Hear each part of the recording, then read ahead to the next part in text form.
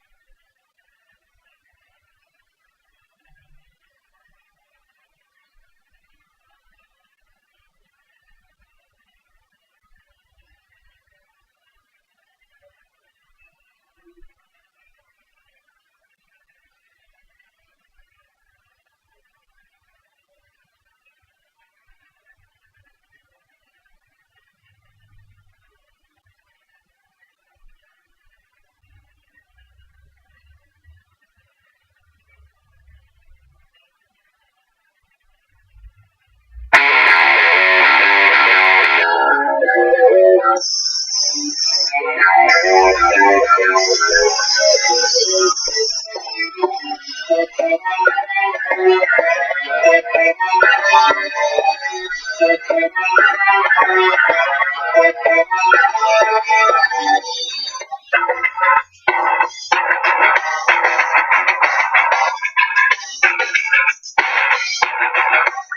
welcome to the Young Turks. I'm your host, Jake Huger. We have a phenomenal show for you guys tonight. I have not one, but two exclusives for you. A story that the Young Turks broke last night. I'll tell you all about it in just a second. Nobody constant that for us. And then an exclusive ad against Dianne Feinstein that you're going to see in a little bit. And I promise you it is hard-hitting, and you will enjoy it. So a little bit later in the program, I've got good news for you guys. It's starting to become a trend, isn't it? Good news for progressives. I got another electoral win, and I've got more tipping points in the middle of the country. It's two different stories. All of a sudden, good news in America. Interesting. Okay, and then, of course, also about this. So we know who the YouTube shooter is now, and what apparently might have motivated her. And that is an interesting and wild story. And of course, we've got Trump tribalism. So two different interesting stories on that throughout the hour as well. It's a packed show. Let's go. Nomiki Kaz, last night reporting for the Young Turks, broke a story about Democratic Party politics in New York. Now, this is a really, really important one. It revolves around not just the Democratic Party and the Republican Party, but the Independent Democratic Conference, that is the IDC in New York. See, if you're not familiar with New York politics, what happened was a group of renegade, that makes them sound too cool, Democrats broke off from the Democratic Party and decided that they were going to work with the Republicans and swing power in the Republican direction.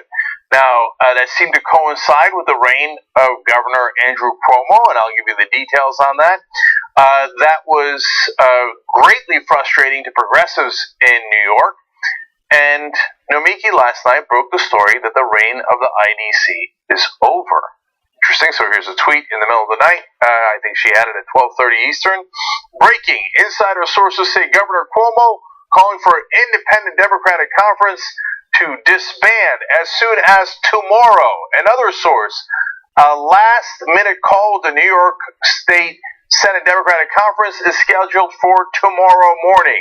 Now, that all turned out to be true, and now confirmed by the New York Times and others. And she does have excellent sources, bless her heart. So let's go to the New York Times for an explanation of what happened.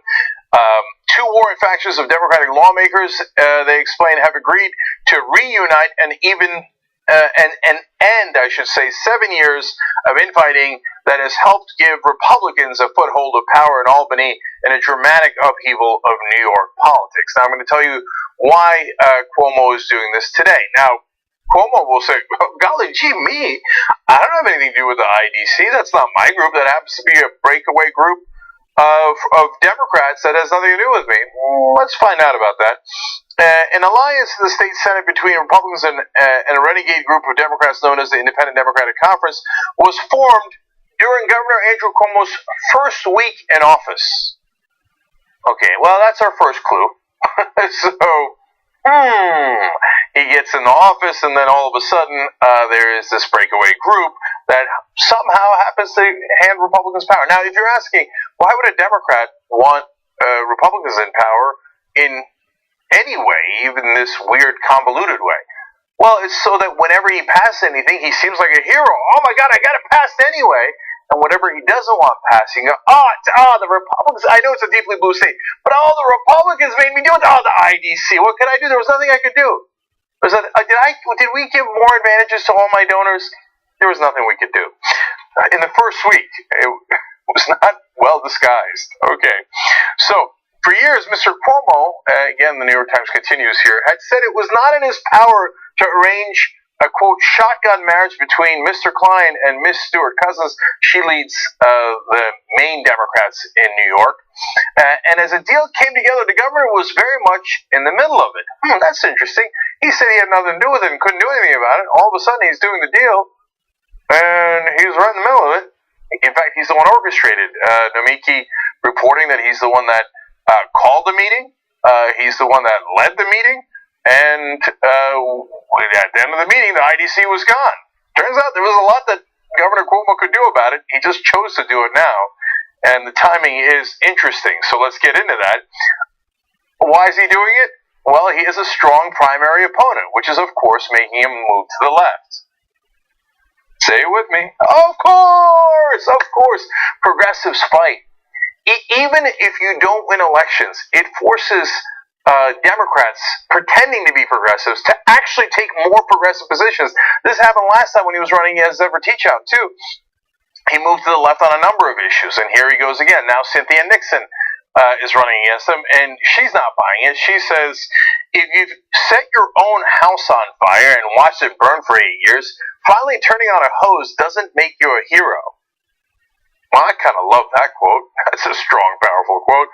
Now, speaking of Zephyr Teachout, she's now working with Cynthia Nixon on her campaign, which is, by the way, Unity. Democratic establishment, that's how you actually do unity. She says Mr. Cuomo's role in unification amounted to, quote, a confession of his complicity of Republican control for the last 7 years. Well, it's really a fair point. If you said there's nothing you can do about it, and all of a sudden you're the one who ends the IDC, and they start a week into your tenure, and then you end it whenever you like, makes it seem like there was a lot you could have done about it at any time that you wanted. Okay, Cuomo announced that Klein, who is the leader of the IDC, must end the IDC altogether. This is according to State of Politics. It's a website in New York. Stuart Cousins will be the sole leader of a reunited Democratic Party, and Klein will serve as a deputy. So, when you issue an edict to the so-called leader of the IDC, you will end your group now, and he bows his head. It looks like you were in charge. And as they explain further, without Cuomo's support, Klein has nowhere else to go. Might as well negotiate the terms of your surrender before your options get even worse. So, an anonymous Democratic insider said, we can now leave this ugly chapter behind us and work together as one party. An ugly chapter. An ugly chapter. Okay. Then Cuomo, funny enough, went and gave a speech right afterwards. This one was public. The meeting that ended the IDC was in private. By the way, attended by powerful forces within the Democratic Party, and including Joe Crowley, who's a congressman and a power broker within the Democratic Party. And if there's going to be any backroom deal, Crowley's going to be in it. And apparently he was fine with the IDC. He was fine with the Democrats not being united in New York, and all of a sudden they decided, oh, by the way, not only does Cuomo have a primary, but so does Joe Crowley, with a very progressive Alexandria Ocasio-Cortez, who's a Justice Democrat. All of a sudden, Crowley and Cuomo get together, like, we need unity, right? I mean, we're progressives, right? Of course. IDC, what do you guys do? Come on, let's end this. How awfully convenient. Okay, so Cuomo goes and gives a speech publicly afterwards and says, we have achieved political clarity. Well, that's good. I'm glad that this primary has caused clarity for you. So what's the clarity that you've achieved? He says, the clarity is this. Everything we are for, they are against. It's that simple. The Democratic Party and the Republican Party are an antithesis, one of the other. It took you 7 years to figure that out? I mean, this is preposterous. It's all a matter of convenience for corrupt Democrats.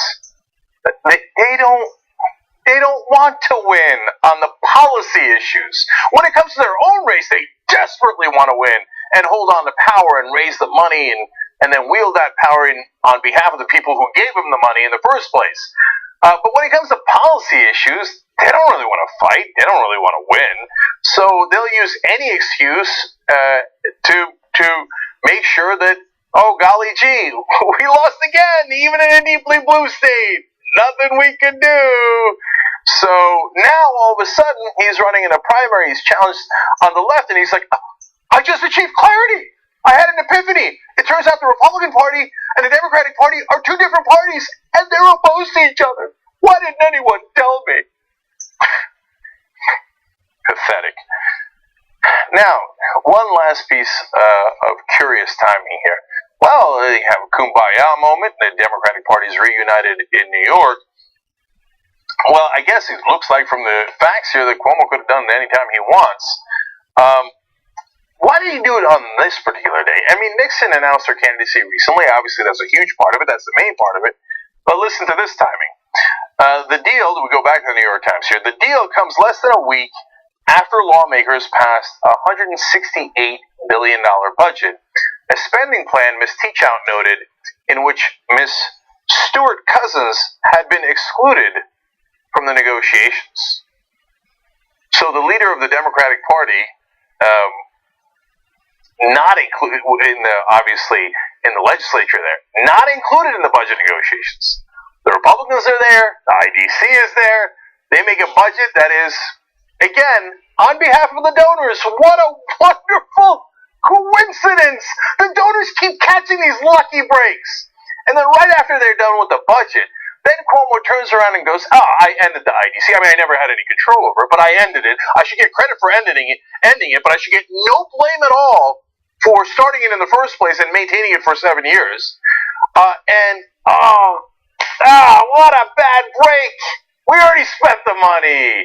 And so now the Democrats will not have any real power, the progressive Democrats at least, will not have any real power in how the money is spent.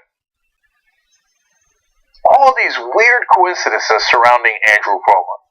Are we really having a conversation about whether he's a progressive? Look, these machinations might work to get him some endorsements, and he has a giant name recognition advantage. We realize that. But as I said on the day that Cynthia Nixon announced, she's got some name recognition too, and she's a strong progressive. And the country and the state of New York are in a progressive mood. Let's see what happens. I think this race is far more interesting than people realize. Okay. Cuomo thought he was going to be president. Okay, that's fine. All right, let me go to the other player in that drama for a second. So Joe Crowley is congressman from New York. He's very powerful, arguably one of the top Democrats in the House. Why? He raised a lot of money. I'm going to show you that money in a second. But there's someone finally challenging him, Alexandria Ocasio-Cortez. She is doing phenomenally well. Crowley's never had a challenge like this before, hence me dubbing her Alexandria the Great. It's a fun name. Yesterday on the program, we had Mighty Mary Wilson, who's another Just Democrat running in Texas' 21st District. You should check that out as well. We have all of our interviews with these great candidates on youtube.com/TYT Politics. So, Alexandria now is collecting signatures.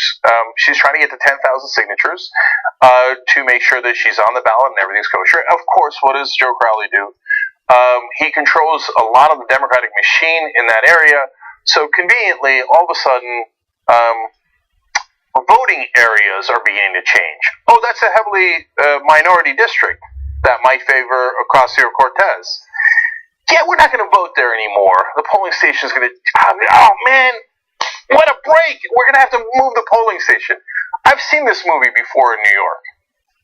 Remember when all of a sudden voter purges right before the primary? So this is in some ways, and this is happening throughout the country, but this is a particularly important race in New York because Crowley's such a huge power player in the Democratic Party. Bernie Sanders versus Hillary Clinton all over again. Now, some of you might say, I don't want to re-see that movie. And some of you might think, I'd like to go back to that movie, but give it a different ending. And here's your opportunity. So, Ocasio-Cortez, very progressive, just Democrat, takes no corporate PAC money, Medicare for all. Crowley has to be brought to some of those positions, like Medicare for all, only after he gets a primary opponent. Before, he was not for Medicare for all. Just Democrats introduced Ocasio-Cortez as a primary opponent and then support the Medicare for all bill in the House. And all of a sudden, Crowley goes, that's what I meant. That's what I meant. Yeah, interesting. So why does Crowley have all this power within the Democratic Party? Is it because he's really progressive? No. It's because of the money, Lebowski. So let me show you the money that Crowley has raised. So here's a list of his donors. Now, this is his total in his career. So if you add out securities and investment, insurance, and commercial banks, That's around $4.2 million. So that's the financial industry.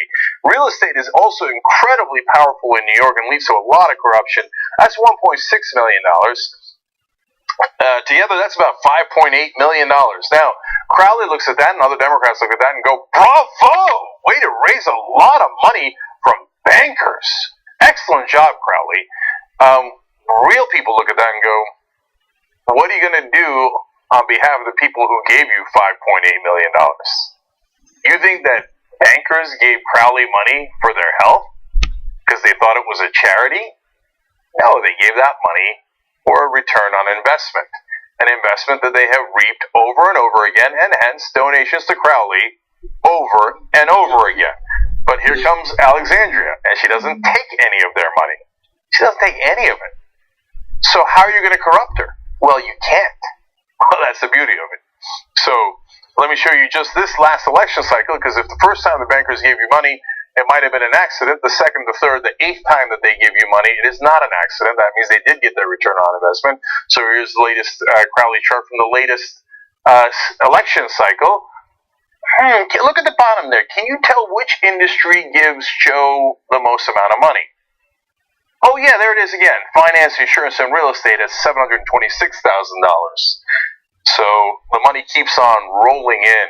Those are not non-profit contributions. Those are investments. So Joe the Banker Crowley doing great with those guys. So what can you do? Well, look, the only way the small donor candidates and the no corporate PAC candidates are going to win is if you actually get their back. So Ocasio2018.com/last call to volunteer, because she needs volunteers. She's got 100 volunteers right now. She needs 200 volunteers. Let's make that happen. Get out there and get those petitions signed. Get her on the ballot. Ocasio2018.com/fight to donate, because your dollars go way, way further for Alexandria than the banker dollars does for Crowley. The Just Democrat folks are much better at spending money because they largely rely on volunteers and grassroots. Look, if she's got 10,000 signatures in that primary, that might be enough to win to begin with. Crowley's never really been challenged. A lot of these folks are going to win. It's Brett Welder in Kansas got a big lead on a Republican incumbent. Mighty Mary Wilson's in amazing shape. You got the Liberty Bell, Adrian Bell in Texas. You got Doug Applegate in California, who drove ISA out of Congress. You got Allison Hartson in California, who's closing in on Dianne Feinstein, and the list goes on and on. And then you got Iron Stash against Paul Ryan, and he raised over $2 million in the last quarter. We're coming! But you got to start right now. You got to start right now. You got to start fighting. So join Alexandria, get there in the fight, and make sure that you are represented rather than the bankers. Okay. By the way, always the links are down below. Okay. Go to the description box if you're watching on YouTube, or in the comment section on Facebook, and easy to click. Just go right there, boom, and get in the fight. Okay. So now, Young Turks exclusive. Allison Hartson has decided to focus on income inequality on a fitting day, the 50th anniversary of Martin Luther King's assassination. He was doing a poor people's campaign when he was assassinated, and he cared deeply about bringing everyone together to make sure that there was justice for the poor and the middle class. And Allison Hartson is running against Dianne Feinstein, and she's given her a hell of a run. She outraised Dianne Feinstein in small donor money in the last quarter of 2017. She's got a volunteer army of over 1,400 people, and I'm going to tell you about how you can join in a second. But we have a fun new ad that she has put out. Young Turks have an exclusive on it. I think you're going to love this. Let's watch. Dianne Feinstein is worth $80 million. Her husband is a billionaire. Income inequality isn't the problem for her. It's the solution. Dianne Feinstein voted for the Bush tax cuts and to repeal the estate tax. Dianne, how many tax cuts are you going to give yourself? Dianne Feinstein is never going to fix this problem because she is the problem. I'm going to represent you, not the wealthy elite. I'm Allison Hartson, and I approve this message because I'm going to get money and Dianne Feinstein out of politics.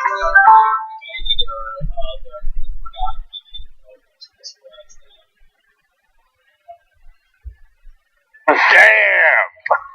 Booyah! Now we got a race, folks. She's not playing.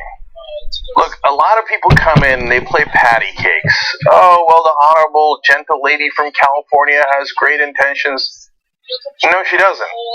She voted for the Bush tax cuts because her family's billionaires. She profited to the tune of millions upon millions of dollars by voting for those Bush tax cuts. She voted for Bush's Iraq war, and then her husband got hundreds of millions of dollars in defense contracts, and they had to take her off of a committee because she was giving her husband defense contracts in the middle of the Iraq war. No, Dianne Feinstein does not have good intentions. She keeps giving herself break after break after break. You think Dianne Feinstein, who's been in politics for 50 years and never delivered for you, is now all of a sudden going to turn around and be like, oh wait, the poor and the middle class, I forgot about them as I was giving myself tax cuts over and over again. No. And finally you've got a candidate who's willing to say it, who's willing to call it out, and who's willing to fight for you guys. So you got to get in the fight. So look, number one, this ad is awesome. I want to spread this everywhere in California. So in order to help her do that, you got to give her money to be able to run that ad so more and more people see it and see the reality of Dianne Feinstein.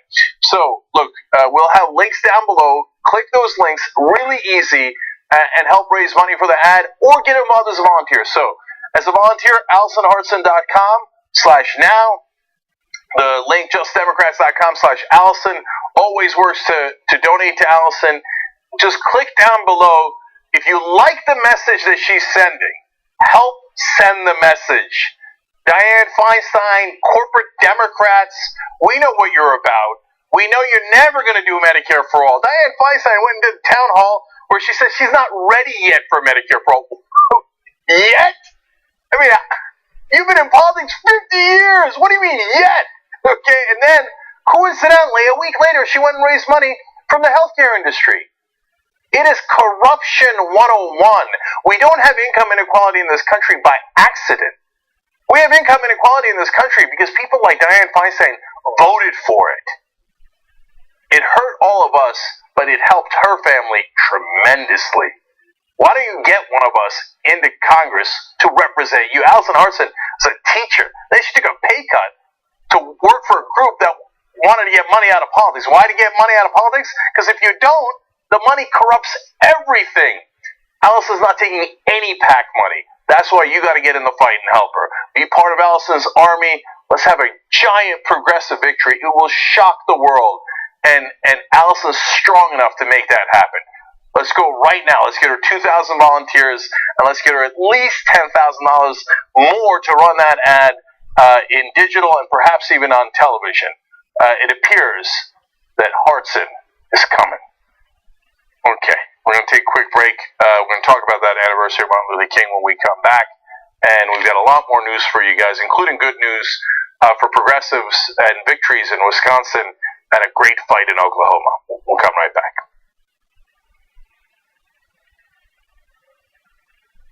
The American elections are designed to suppress the vote. They're not designed to get people fired up. They don't want people interested. We live in an oligarchy. None of this matters anyway. Your democracy has already been stolen from you. 90% of the people in America want some kind of gun regulation. We don't get it. 80% of people want a public option. We ain't never getting it. So legislation does not correlate to the citizenry anymore. We already live in an oligarchy. Capitalism is failing worldwide. Not one question about Brexit. Not one question about what to do when the banks fail here. Not one question, nothing. So it's the establishment with their head firmly in the sand, right? And just there needs to be a revolution in America because all of our institutions are completely corrupt, especially the news media, right? So we've got 6 companies running all the things that we hear and see, and this was a perfect example of how they're part of the problem. Again, Trump not the problem, he's a symptom of the problem. This is all part of the problem. This is why half the country doesn't vote. Hillary Clinton's still not trying to go get those people to vote. What she's trying to do is trying to get more right-wingers to vote for her. Still not trying to talk to the people who have tuned out of this election because they know there's no way to vote against more war. There's no way to vote against Goldman Sachs. There's no way to vote against more fracking or the oil industry. There's no way to vote against. Both parties are co-opted by the same people, and we need a party for the American people.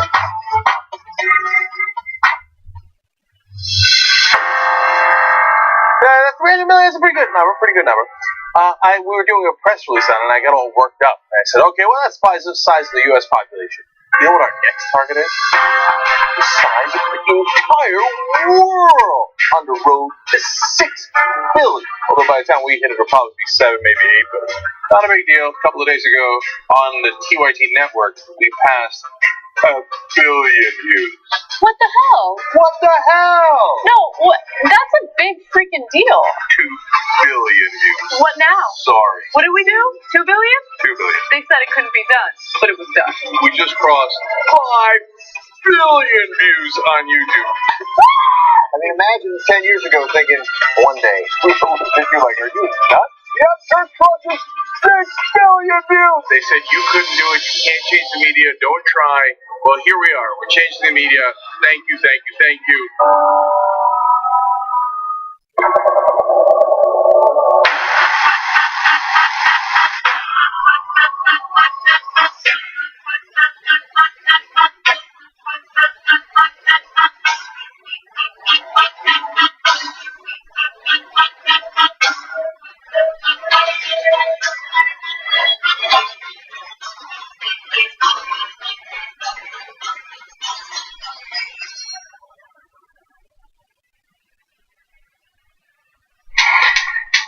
Doc, I'm telling you, the talking, this therapy, none of this is working for me. Grace, I want to try something new with you today. Really? Yeah, bear with me. What do you see? Blood. Okay. More blood. Okay, good. How about this one? Buckets of blood on the floor. Okay. The Zodiac Code. A disembodied head. John Wilkes Booth. John Wayne Gacy. A dead body. A dead body. Your dead body.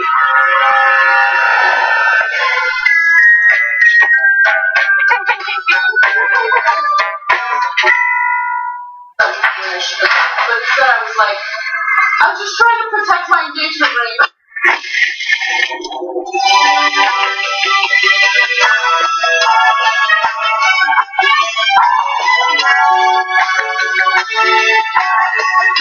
Alright, back on the Young Turks. I got some excellent tweets for you, John. Oh, look, John Idarola, everybody. Hey, how you doing? Surprised myself. Nice little Jurassic Prick t-shirt there from John Idarola, which you can get at shoptyt.com. I'm not sure I'm saying anything. Yours won't have bagel crumbs on it, don't worry. Okay, we do not send it with that, no. Alright, now tweets, John. For a more perfect America, says Namiki Kos being a beast of a reporter as always. Agreed. Dances with says it would be nice to have Dems bow to progressives like they do for the GOP. Well, we're working on that, as you can see with the Cynthia Nixon race. And by the way, and the Cortez race and the Hartson race, Feinstein all of a sudden supporting a lot more progressive positions and getting out there and being like, oh, right, I'm against Trump. In the beginning, when Allison first started running, she's like, well, I think Trump can get better. I think, he could be a good guy. Allison gets in the race. She's like, oh, no, I'm opposed to him. I'm going to make him do things. I don't think it's Allison. I think just, as she's, you go through your life, you change. Mark of the Beast says, hey, Democrats, getting primaried makes you see clarity. Duly noted, expect more primaries from Justice Dems. And related to that, I hope that every one of those, the Justice Dems and the non-Justice Dems that are primary opponents right now get in. And in 2 years, most of them might need to be primaried. Mm-hmm. Push them even more in the right direction. Yeah, look, the point is to get enough folks in to get money out of politics. Mm-hmm. We have to act. We've got to have a level playing field. Because if you don't fix the core of the problem, the rules, right, well, the money keeps flooding in. You got to turn off the tap. So once you get real uncorrupted candidates in, then you push for an amendment 100 miles an hour, and we get that amendment. Okay? So I think one of the hopes that we have is with Donald Trump as president, he bankrupts the government, crashes the economy, there's no money to go into politics. There's your solution. Well, that would be a roundabout thing. All right, last one. Dancing Queen says, I feel like all the progressives you mentioned, Cenk, are like our Avengers. Yeah, pretty much. Oh, that'd be a good shirt. Oh, yeah. The Iron Man. Well, there's one person who could be if he wins. Are you kidding me? Iron Man's the most obvious thing in the world. There's a candidate named Iron Stat. I'm right there. So, yeah. No, there's some Avengers out there, and they will avenge away on primary night. And in the general election. All right, what's next? Okay. Special day. It is, of course, the 50th anniversary of the assassination of Dr. Martin Luther King Jr., and it's a day that people are approaching in their own ways, understandably. I mean, some people who were involved in the actual activism with MLK Jr., talking about their experiences. It's a time to reflect on what was lost when he died, to reflect on his legacy itself, and for a lot of people, too, to consider where we're at now and what has changed for the better and what has not changed for the better. In fact, some things that have gotten worse. And so there's a million. We've covered anniversaries like this before, and there's a lot of different ways that you can approach it. And I have a few in mind, but of course we can talk about pretty much anything you want. One thing I did want to talk about was what he was working on when he was killed. And so in the weeks leading up to his assassination, Dr. Martin Luther King Jr. was preparing for what would have been his greatest demonstration, the Poor People's Campaign. King's coalition across racial groups, united in their fight to end poverty, aimed to recruit over 1 million people to occupy the National Mall, from Latino farmers' rights activists to white Appalachian coal miners. King's lesser-known dreams sought to bring disparate communities together in the name of economic justice. And to give you just a taste of some of the things that they wanted to push for, it was an economic bill of rights for America's poorest citizens, a $30 billion annual appropriation to fight against poverty. Obviously, that would be much more now. Guaranteed income legislation and the construction of 500,000 low-cost housing units each year until slums are eradicated across the country. And so, very ambitious, obviously, on a topic that doesn't necessarily get talked about all that often when his legacy and his work is discussed. I mean, you even see some things that are decades and decades ahead of their time, like some sort of guaranteed basic income of some form, something that we're just now circling back to consideration of here and around the world. And so, look, very interesting. And we'll have a number of quotes and some interesting statistics about the areas that he worked in. But I like to think, man, imagine if he'd had that. Imagine if that could have continued through in the way that he had planned. Yes, and of course, an assassin's bullet ended all that. So once again, poor people in the country were not represented, and the takeover of Washington D.C. did not happen. Another lucky break for the powerful. So, speaking of which, I want to read a quote from Dr. King. It's the next graphic here. He said about going to D.C. and bringing a parent, if they could, and knowing Dr. King's legacy and his accomplishments at the time, they probably could have. He said, we ought to come in mule carts and old trucks, any kind of transportation people can get their hands on.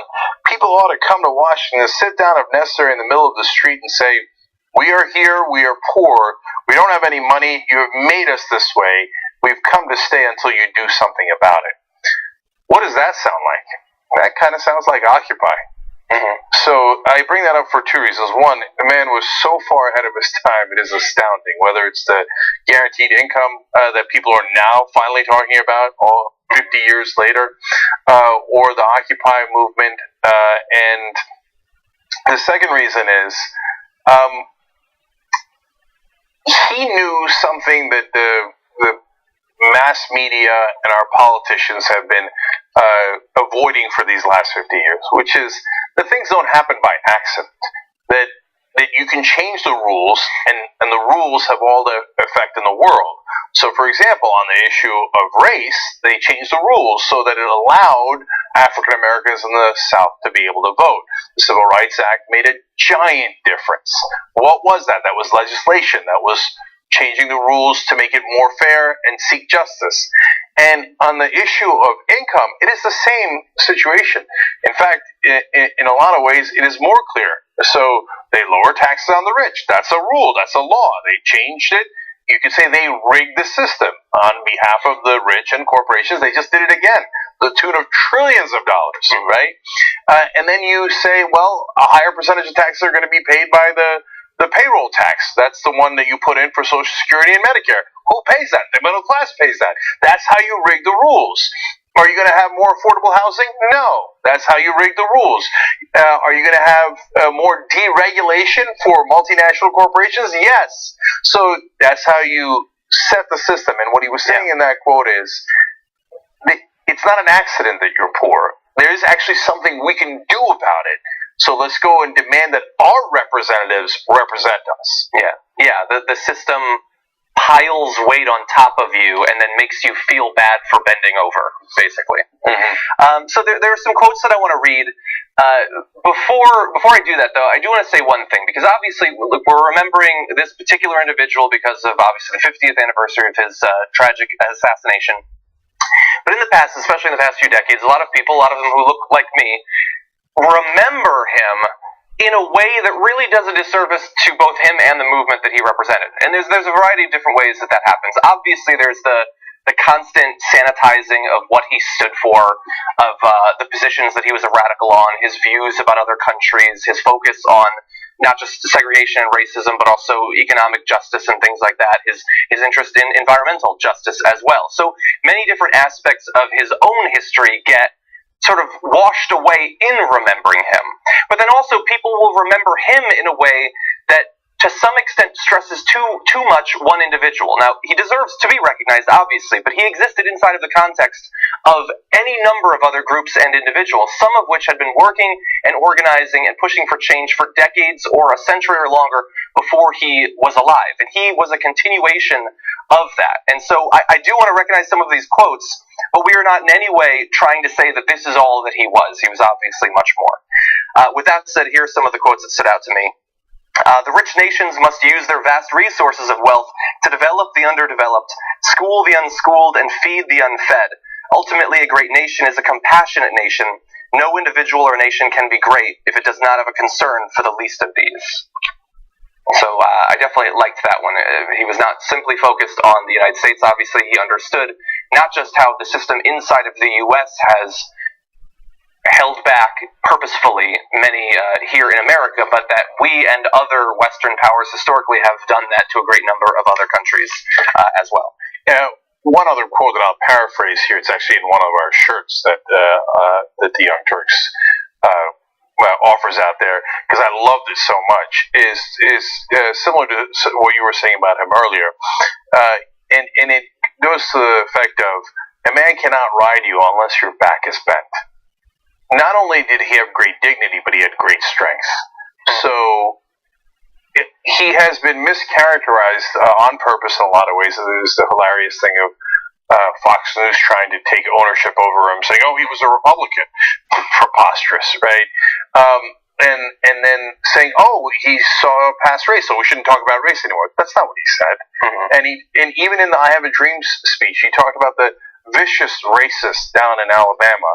And he talked about brutal police actions and violent police brutality, which of course not only existed at the time as well, but was practiced upon him. And for them to say that Martin Luther King would have been opposed to Black Lives Matter is hilarious and totally counterfactual and counter-historical. Just read what Martin Luther King wrote and said, and it'll be absolutely obvious. But again, I want to emphasize the strength, because he didn't come beseeching, right? And yes, he was nonviolent, but he had tremendous strength in that nonviolence. That's true. He demanded action.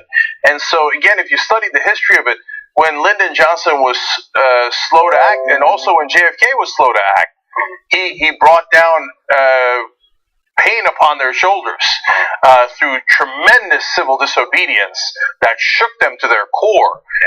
And so, that's why I always, among the reasons why I emphasize nonviolence, because it is not, the right-wing ideology is, the only thing that is strong is war, violence, and conflict. That's not true. There is great strength in people like Mahatma Gandhi, Martin Luther King, Nelson Mandela. In fact, as of course King lived, it takes a lot more courage to take a punch than to throw a punch. Yeah. And so it's an absolute pillar of strength. And the amazing thing is, you shouldn't have to explain that to these people. Many of them have a book that is a guide, the ultimate guide to the universe and to life and to morals. And he specifically says, if somebody strikes you, turn the other cheek. It's right in there, right in the text. It ain't that long. It's shorter than 50 Shades, I think. Anyway, let's move on to a few more quotes, and I'm really stressing the poverty part because that was his focus, unfortunately, when he was taken. A second evil which plagues the modern world is that of poverty. Like a monstrous octopus, it projects its nagging, prehensile tentacles in lands and villages all over the world. Almost 2/3 of the peoples of the world go to bed hungry at night. They are undernourished, ill-housed, and shabbily clad. Many of them have no houses or beds to sleep in. Their only beds are the sidewalks of the cities and the dusty roads of the villages. Most of these poverty-stricken children of God have never seen a physician or a dentist. And even more direct, he said, the time has come for us to civilize ourselves by the total, direct, and immediate abolition of poverty. And it's sort of getting back to the structural thing, he also said, true compassion is more than flinging a coin, I think he said the real quote, to a beggar. It comes to seeing that an edifice which produces beggars needs restructuring. So really, I mean, to some extent, questioning the core concepts of capitalism, the idea that we should not be measured by if we produce some billionaires, we should be measured by do we leave people in destitution as a necessary condition of our system of organizing the economy. Okay, I want to also talk about how far we've come and how far we haven't come. So if you can set that up as a story. So why don't we jump ahead to graphic 20? You're going to bring this up. We've got a couple of charts for you and a few other topics we can talk about. What you're going to see here is the historic average hourly earnings for black and white people per hour. There are a lot of ways that you can measure economic success and outcomes, obviously. But this is one of them. And you see there, going back to before the 80s, there has been something like parity between white and black men. Some ups, some down. You see that both did pretty well through the mid to late 90s, with very, very slow rises over that and some backsliding. But the gap has never really gotten smaller. And you see that for women, the gap is smaller, but it is increasing over time as white women are doing slightly better as we get to the modern era. So there's a couple of things here. One is about race, as you just pointed out there. Unfortunately, in some ways, it's worse now. Also about wealth overall. We were talking about how on this 50th anniversary of Martin Luther King's assassination, he was about to lead the Poor People's Campaign right before he was killed. And the bottom half of American earners have stagnated since he passed. So unfortunately, no help for the poor people that he was trying to help as he was killed. While the top 1% of American earners have tripled their average income. Mm-hmm. So, a light for the rest of us was snuffed out, and then we got no help, where the top 1% kept rising and rising. So I want to show the next chart here from Vox as well. They did a good job putting this together. That's the black unemployment rate versus the white unemployment rate. So the black unemployment rate has continued to be higher, and so we have not closed the gap, and that is greatly frustrating. But I wanted to point out one other thing about this chart. If you notice, obviously they move in tandem. So when unemployment rises for whites, it also rises for blacks. When it dips for whites, it also dips for blacks. I point that out because the right wing will say that things like unemployment are a matter of moral character, and they will imply that that the culture of African Americans is what creates unemployment, which of course is, first of all, factually and morally preposterous. But as you look at this chart, it becomes exceedingly clear. No, it's clearly the economic patterns that are affecting the country. So the unemployment for whites and blacks move at the same exact time. It's not like when black unemployment spikes, all of a sudden they lost their moral character. And what a coincidence! So did white people at the same time. The white people were dragged down, obviously. Yeah, that's a great point. Yeah. And at the same time, the fact that we have not been able to close the gap, and there have been many, many studies about if you take away all the other factors, including socioeconomic position and communities that you live in, et cetera, you still have a gap, and that is attributed to, unfortunately, bias, because there are no other factors left. So, for example, and you might have heard this one before, this is fairly famous, although a lot of people haven't heard it. So if you take a stereotypical white name and a stereotypical black name, and you put it on resumes, the stereotypically white name gets called in for an interview 50% more. Just on name alone. The resume is identical otherwise. Study after study has shown that, and unfortunately, since Dr. King has passed away, it has not gotten better. Yeah, and I mean, we don't have a ton of time, but to some extent, the average income almost hides how bad it is, because when you look at overall wealth, sort of not your year-by-year income, but what you've accumulated, it's far worse, far worse. Over the past several decades, it's gone up slightly for Black and Hispanic households, but it has gone up fairly well for white households, and a lot of that has less to do with the economy day by day or year by year now, but it's the accrued gains of having houses, growing up in houses, being able to pass that on, using it to produce the money necessary for your kids to go to college. It's the wealth of past generations helps to produce more wealth for future generations, and if you held back the past generations, you are thereby holding back future ones as well.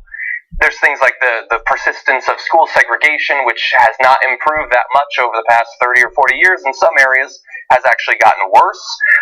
The gap in college completion records between the races is still significant.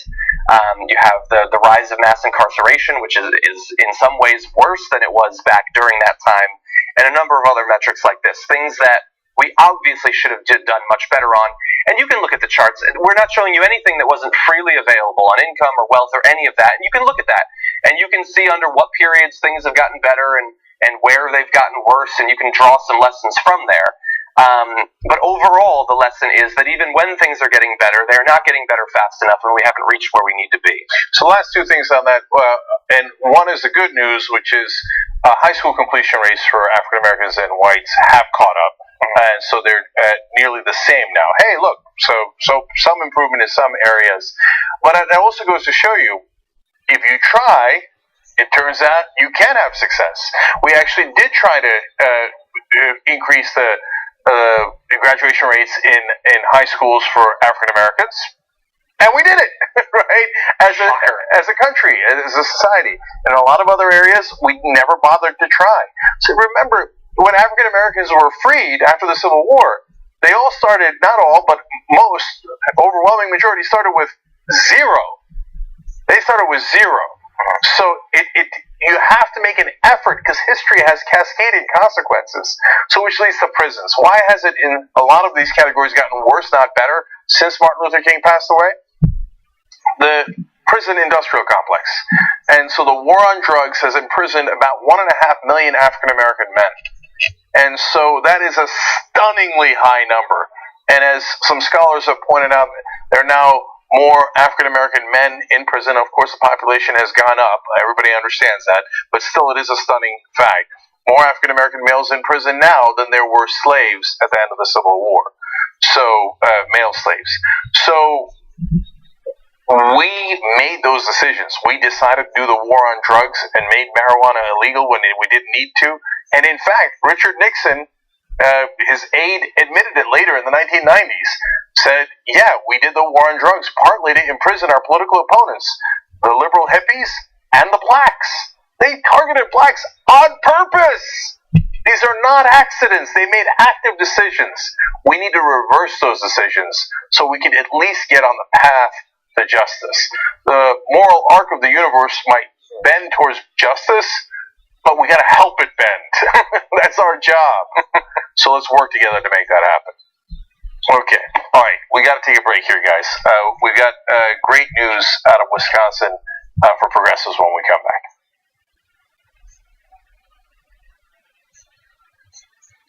Now, you guys are going to think, especially my early behind-the-scenes footage, like, I already went and looked at the comments in the member section. He goes, oh, he's high, he's drunk. I swear to you I'm not. Well, I just tell you if I am. Yeah. Right? And so I get goofy in the behind-the-scenes stuff. What's the need for the butter with this pretzel? This is already super fattening it up. You don't need to put butter on this thing. Why'd they make me do it, Vincent? Why'd they make me do it? Hey, I'm just saying that this is known as the rear end guy. There's no way that every person he knows doesn't call him the rear end guy. I want you guys to see if you could see the lightning bugs. Whoa. Light them up. Light them up. I will now watch it later. Bitsy, this is my cat. You know what his name is? Kiki Cat. Imagine him, isn't it? Hey, Kiki Cat. Kiki Cat. All right, this is Kiki Cat signing out.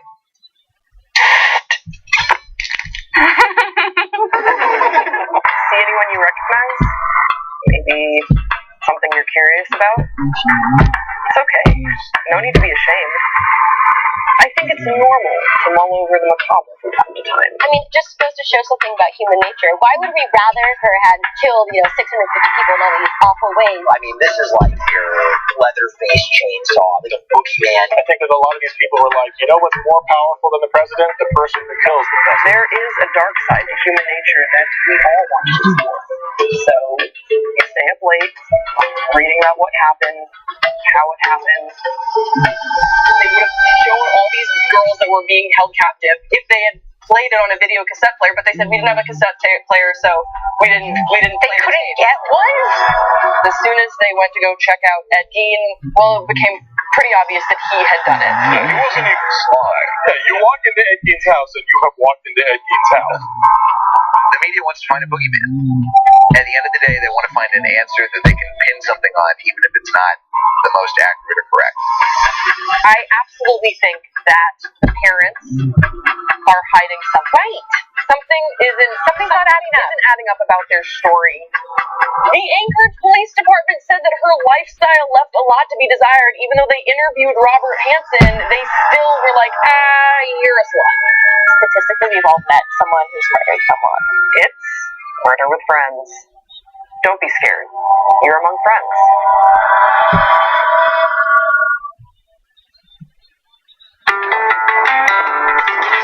Do you hear the thunder rolling across the land?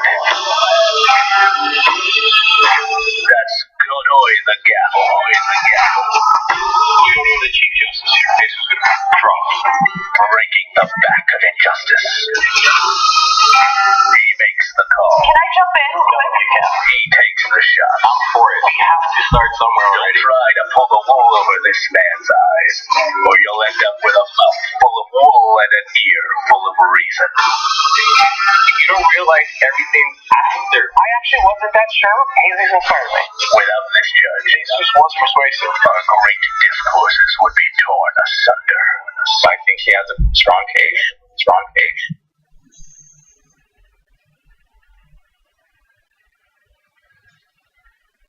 And someone sent me a message on Snapchat, but now I can't find it. What do I do? Go.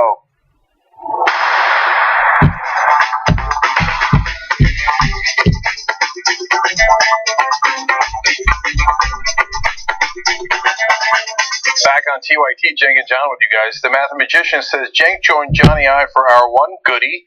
By the way... Okay, good. God bless. By the way, if the Justice Dems are the Avengers, does this make Trump Thanos with the Infinity Gauntlet? He wishes. It would be an infinity gauntlet, but it would be tiny. Little jewels. Not very infinite. Yeah. All right, Kara Curley says, I have my first Wolfpack meeting this weekend. I love it. Fantastic. And with Brent Welder, we might have our first Wolfpack congressman. So, by the way, TYTKansas.com. We're at like 45K there. For God's sake, let's get to 50K and finish that. Let's make sure that he can hire that grassroots field team. So, TYTKansas.com. Oh, look at that. Oh, that was quick work. Remember, Nice. he's one of us.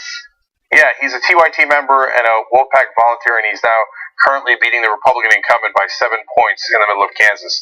Go help him so he can win. You'll feel great. It'll be your victory when he wins. And Ishka Babel says, there really isn't any difference between white, black, Latino, Asian families. If we fight together, we win. But the rich separate us with race, religion, so we don't get progress, and it works. Not on our watch, right? Okay, John, what's next? Okay, electoral update for you. Last night, the Republicans were dealt yet another defeat, this time in Wisconsin, and this time in the state Supreme Court. We've covered a lot of elections, many of them shocking over the past year. Not a lot have been for state Supreme Court seats, but here we have Judge Rebecca Dallett beating Judge Michael Skrenak. Dallett is the Democrat in this case, and she won by like 11 points, pretty significant. And if I remember correctly, it's been something like 21 years since they won one of these elections, so that is certainly interesting, although not out of the norm for elections recently. So she's going to replace outgoing conservative Justice Michael Gableman, bringing the court's 5-2 conservative majority down to 4-3. So the conservatives will still have the lead for now, at the very least. Now, she had some help from outside of the state. Her endorsements came from former U.S. Attorney General Eric Holder, former Vice President Joe Biden, and New Jersey Senator Cory Booker, amongst others. Okay, wonderful development. First of all, we shouldn't be electing judges, just a random side note. And part of the reason why progressives hadn't won in Wisconsin for those kind of seats in a long time is because the courts decide a lot of cases that have to do with business interests. So what do business interests do? They pour in tons of money to make sure that their justices win, right? And they right? They literally buy justice. So I mean, you could have elections for court positions as long as you don't have money in politics. But if you have private financing of elections, then people can just. It's an open auction for the judges as well as for the politicians. It's insanity. But now there's such great fervor in the land for progressive victories and against Donald Trump that she won by a comfortable margin. Earlier in Wisconsin, there was that election that Scott Walker had called a wake-up call for the Republican Party. That was a seat that Donald Trump had won by 17 points.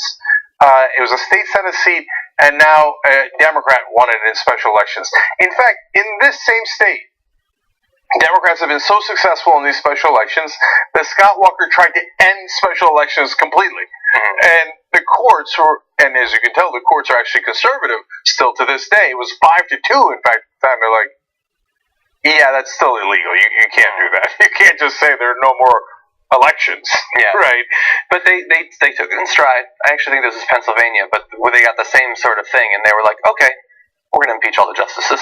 That was they didn't actually do it yet. They didn't actually do it, but they want to. Not in Wisconsin, but they are trying that in Pennsylvania. Now, that leads me to Scott Walker's tweets on this, which I found hilariously ironic. Let's go to graphic 9 here.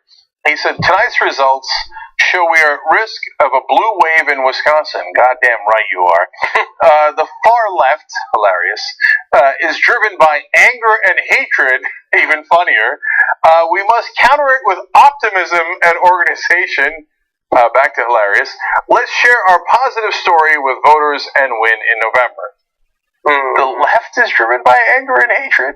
Are we the ones accusing others of being criminals and rapists and making sure that we ban whole groups of people from coming because we hate them so much and we're fearful of them?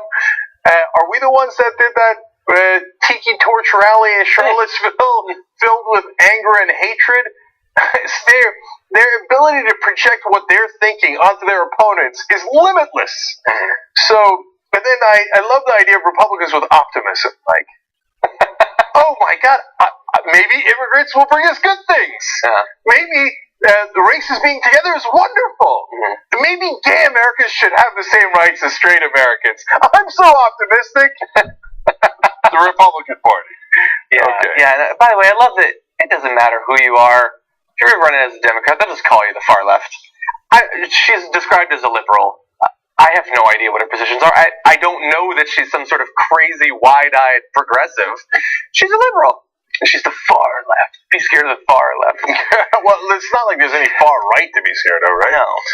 And it's not like they're in charge. So, final tweet from Scott Walker is, big government special interests, again, hilarious, flooded Wisconsin with distorted facts and misinformation. Next, they'll target me. Oh, that's now we have why you're so animated. Anyway, and work to undo our bold reforms. Tax cuts. Destroying workers' rights. Anyway, we need to keep moving Wisconsin forward, make sure a blue wave of outside special interest money doesn't take us backward. Okay, his complaints about outside special interest money flooding into elections is just about as the peak of irony. If you remember, during the huge conflict in Wisconsin, and there was all the protests around the Capitol, and Scott Walker was besieged, which was a great thing. He won, fair is fair, right? But at the time, there was an activist who pretended to be one of the Koch brothers and called Governor Walker. And there was the tape, and he thought it was really one of the Koch brothers, who are special interest money I forgot about that. from outside the state. And Governor Walker was like, yes, sir. What can I do for you, sir? Yeah, absolutely, sir. What else would you need, sir? What happened? I thought you were getting special interest money from outside the state. Well, those are really special interests. And by the way, can I just say one other thing? He said that they, where's the numbers? That they flooded it, and it's the big government special interest and all that. So Skrenak, the Republican, got $300,000 from the Republican Party of Wisconsin, which is, I'm being honest, the most a political party has ever spent on a Supreme Court candidate in state history. So it flooded from outside. We have a national Republican Party flooding it with historic levels of money. But they're not special interests. They're everyday commonplace interests. Yeah, and what Walker's in a panic over is that they can't buy the elections anymore. And they were buying almost every election in Wisconsin, and all of a sudden it stopped working. That's why he's doing red flags. I don't know what to do. The donor money's not working. Help! Can't wait. What's the other story? The ad? Real quick. Let's do that. Okay. Okay. If you still need a demonstration of how content-free and Trump worship-focused the Republican Party has become over the past year or so, take a look at this ad. It's the latest ad for a Republican Senate primary candidate. I'm Todd Rokita, and here's the truth. We're not going to beat Joe Donnelly with a rhino. Mike Braun, he's a lifelong Democrat. He voted for Obama or Hillary. Wow. And Luke Messer, he plotted with the Never-Trumpers to steal the nomination from President Trump. You gotta be kidding me. I'm Todd Rokita, and I'll proudly stand with our president, Mike Pence, to drain the swamp. I'm Todd Rokita, and I approve this message. Okay, I love that. So let me list all the reasons why I love that. Yeah, exactly. When he went back and pulled the MAGA hat out of his ass. That was definitely the top moment for me. Yeah. I know sometimes I talk about how they're going to have brown shirts soon. Oh, God. I don't want the brown hats. No, you don't want the brown hats. Anyway, he voted for Hillary or Obama. Which one? That was weird. So I don't know what he means by that. So look, and now I will do an ironic defense of the guy. So I get him saying, "Hey, look, I'm the real Republican." That's fair. Like within the Democratic Party, there's a conversation about who are the real progressives and who are the fake progressives, right? So now the part that John is right about and why we do this story is, but in the Republican Party, first of all, they all agree on all the positions. Even senators who are so-called opposed to Donald Trump, like Jeff Flake and Bob Corker, who's spoken out against Trump, vote with him 95% of the time or higher. So there is no actual policy differences in the Republican Party. And so for him to say, like, I'm the MAGA dude, well, yeah, they've let go of policy issues, but partly because, and I guess this is another ironic defense of him, in a roundabout way, they don't know what Trump's policy positions are going to be. So if you make an ad saying, yeah, I'm with Trump on trade, he might switch his position tomorrow before the ad's even out. That's right. And then you're like, oh no. And then your opponent's going to do an ad going, see, he's not with Trump. I don't want to be on a little board that gets spun. yeah. And look, I get that he needs to do this. That is probably the most effective ad that he can run right now. But that is sad, and I'm not just criticizing him, I'm criticizing the people above him, Trump, for doing this to a party he supposedly cares for, and I'm criticizing the people that are going to vote based on he says, I'm the real Republican. The only demonstration is that he owns a hat. I could buy a hat. Do I get to be the Republican candidate for Senate there? He didn't list a single policy distinction between him and the Democrats, not even him and the Republicans. We don't know anything about him other than that he owns a hat there. And you talked about a couple of the little subtle things that you liked in it. My favorite was, he says, I'm going to tell you the truth. And it says the truth. But it has a question mark. Like the person making the ad isn't really sure that he's going to. I didn't notice that. That's awesome. Can we play just the very beginning? It's like the first 7 seconds or something. How did that get through? Yeah. That's a question mark. You can cut. Okay, that's awesome. Why is there a question mark? I'm going to tell you the truth. Maybe. And he voted for Hillary or Obama. Yeah, and so I want to... And this hat might or might not be in my ass. So Bob Corker, who you referenced, mentioned this tribalism, basically, that it's all about, I'm part of the leader. I follow the leader, and I follow him better than you, and I'll give him the best bananas and all that. Bob Corker said, it's more than strong, it's tribal in nature. People who tell me, who are out on the trail, say, look, people don't ask about issues anymore. They don't care about issues. They want to know if you're with Trump or not. And that is true, and by the way, there are people like that all over the place. I mean, the Republicans that's all that. I think amongst progressives, it's a much smaller thing. But be on the lookout for it, because in the same way that we follow sports teams, regardless, every player could change, but we still love the same team or whatever. Or a school that we went to that's nothing like what we used to, we still love it. We get attached to these things. And with politics, it's not sports, it's important, so don't do that. But to just drive home the content-free thing, that was the ad. No policies, no whatsoever. They send out a press release. Here is a tweet, including the press release. This is their messaging. On the right, today, Hoosiers for Rokita released its latest TV ad, MAGA, featuring Todd Rokita wearing a Make America Great Again hat and highlighting why a lifelong Democrat like Braun or never Trumper like Messer can't defeat Joe Donnelly. So in their press release, they stress, hey, he's wearing the hat. That was the qualification that they provided. That's his campaign. He's almost literally saying, don't worry, I will bow my head to the authoritarian leader. And it's sad to be a conservative because, look, here's a huge difference. And a lot of pundits on TV will make really shallow arguments. Well, don't Democrats also like specific leaders? Well, look at the difference between Bernie Sanders and Donald Trump as an example. So Bernie Sanders, why do progressives like him? Because he hasn't changed his positions in 40 years, so we know we can trust them. It's not because we love the way he combs his hair. Right? I do like that, though. Right. It's not because he hates the same people we hate.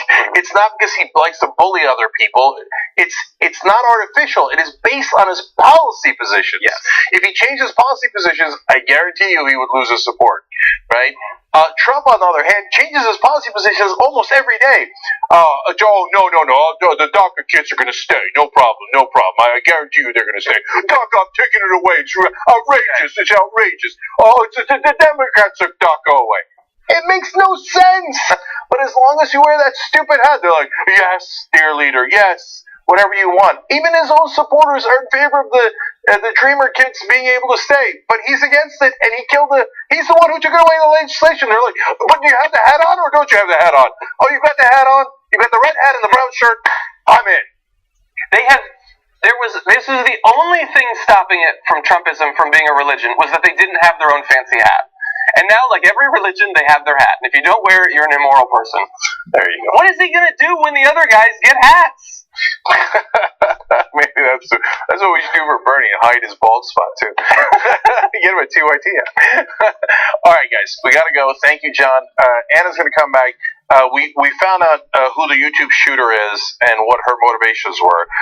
So that is a very, very interesting story. And we'll do that a lot more when we return.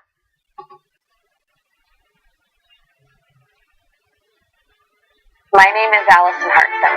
I am a national director with Wolfpack. Pop on those 3D glasses, guys, because it's fucking crazy. The goal of Wolfpack is to get an amendment to the U.S. Constitution that will allow us to have free and fair elections. It's not the only issue, but it's the first issue, and that's money in politics. The goal of Wolfpack is to get a representative democracy back in this country. The corruption issue affects every other issue. You name it. You can go down the list: education, the environment, the military, the economy. People at the top that are making the most money are the ones that are dictating all of the rules. That is the antithesis of a democracy. Wolfpack has the most intelligent, plausible way to get money out of politics. We have the logical plan.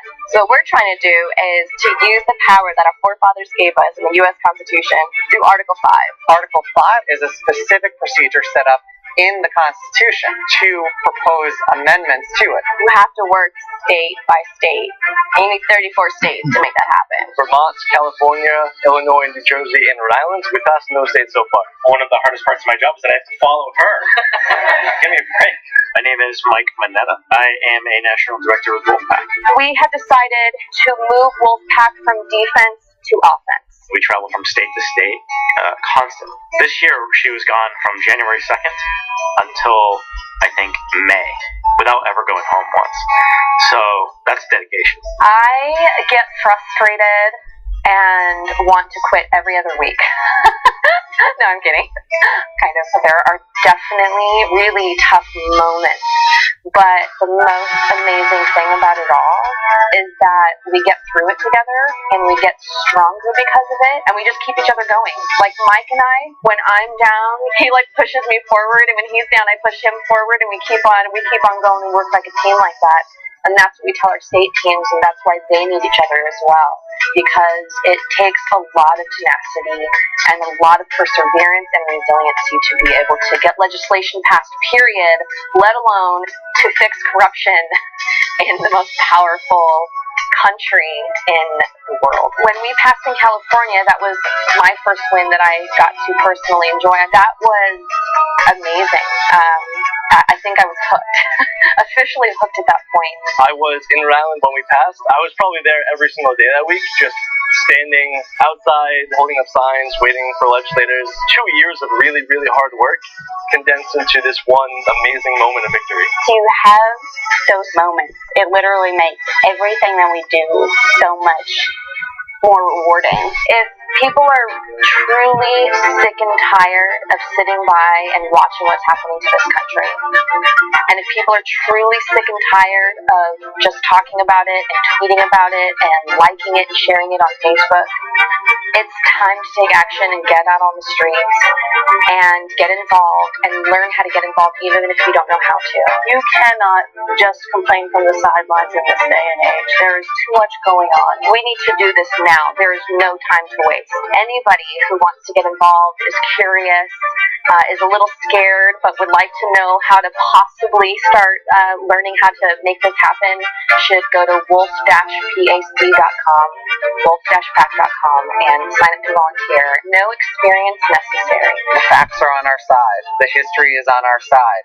The public opinion is on our side, both on the policy and the procedure. We're going to find more success, and we will get this amendment. There's no other option for me.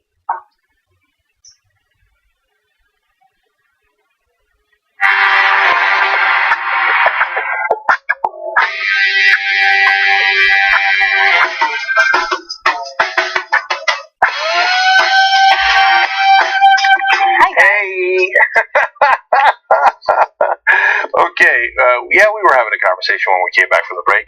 Jake and Anna with you guys. Just two quick tweets for you. Gabby writes in, you know how I know Todd Rokita is a fascist?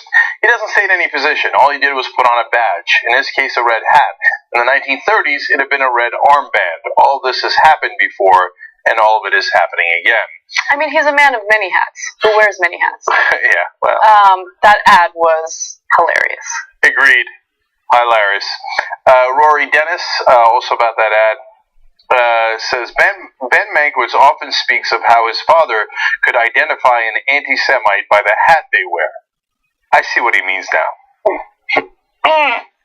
Good tweet, Rory. Okay, you know what? Ironically, you get a hat. ShopTYT.com. You can pick a shirt, a hat, anything you like, and it can have any message you like. Okay, so thanks for noting that, Ben. Is that you say that? That is an excellent point in this context. Anna, what is next? All right, we have some more details regarding the shooting that took place at YouTube in San Bruno. So let's fill you guys in on that. Police have identified the YouTube shooter. This was the woman who opened fire at the YouTube campus in San Bruno, California. And other than the shooter herself, luckily no fatalities were reported. 3 individuals were reported to have injuries, and they are still being treated at the hospital. But here's what we know about the woman who opened fire. Her name is Nasim Najafi Agdam, and she's from San Diego. She allegedly opened fire at the tech giant's main campus in San Bruno, wounding 3 people before turning the gun on herself. So that has officially been confirmed. The gunshot wound was a self-inflicted wound. Apparently, she used a pistol in the shooting, and so far there's no indication that she obtained it illegally. In fact, it has been confirmed that she purchased the gun legally, or at least had the gun legally. Now, she visited a gun range hours before she showed up at YouTube's California campus. Another interesting component to this story was that her family had reported her missing. They were concerned about her, and then authorities had found her near the YouTube campus, essentially, in her car.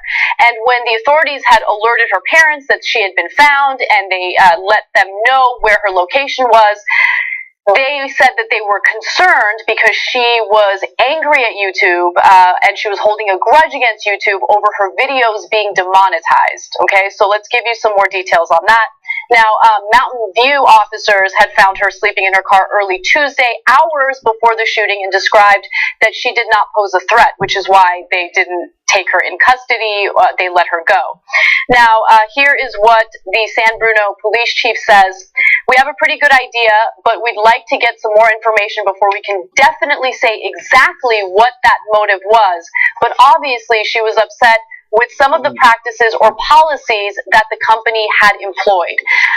Now, Good Morning America did a piece on this morning, and it kind of gives you some more insight into that. But before we toss that video, Cenk, I wanted to give you a chance to chime in. Yeah. So sometimes they'll say things like as if they're surprising. It turns out her gun was legal. Yeah, of course, it's the easiest thing in the world to buy a legal gun. So I never find it interesting whether the gun is legal or illegal. We're in a sea of guns. All you have to do is just pick one up. There's 250 million guns. By the time we do this video, there's probably 260 million guns in the country. And then they say like, oh, she went to a gun range.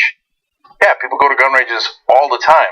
If you think that that's a significant issue, that there's all these guns, that people are shooting, getting ready to shoot people, I agree with you. That's a massive issue.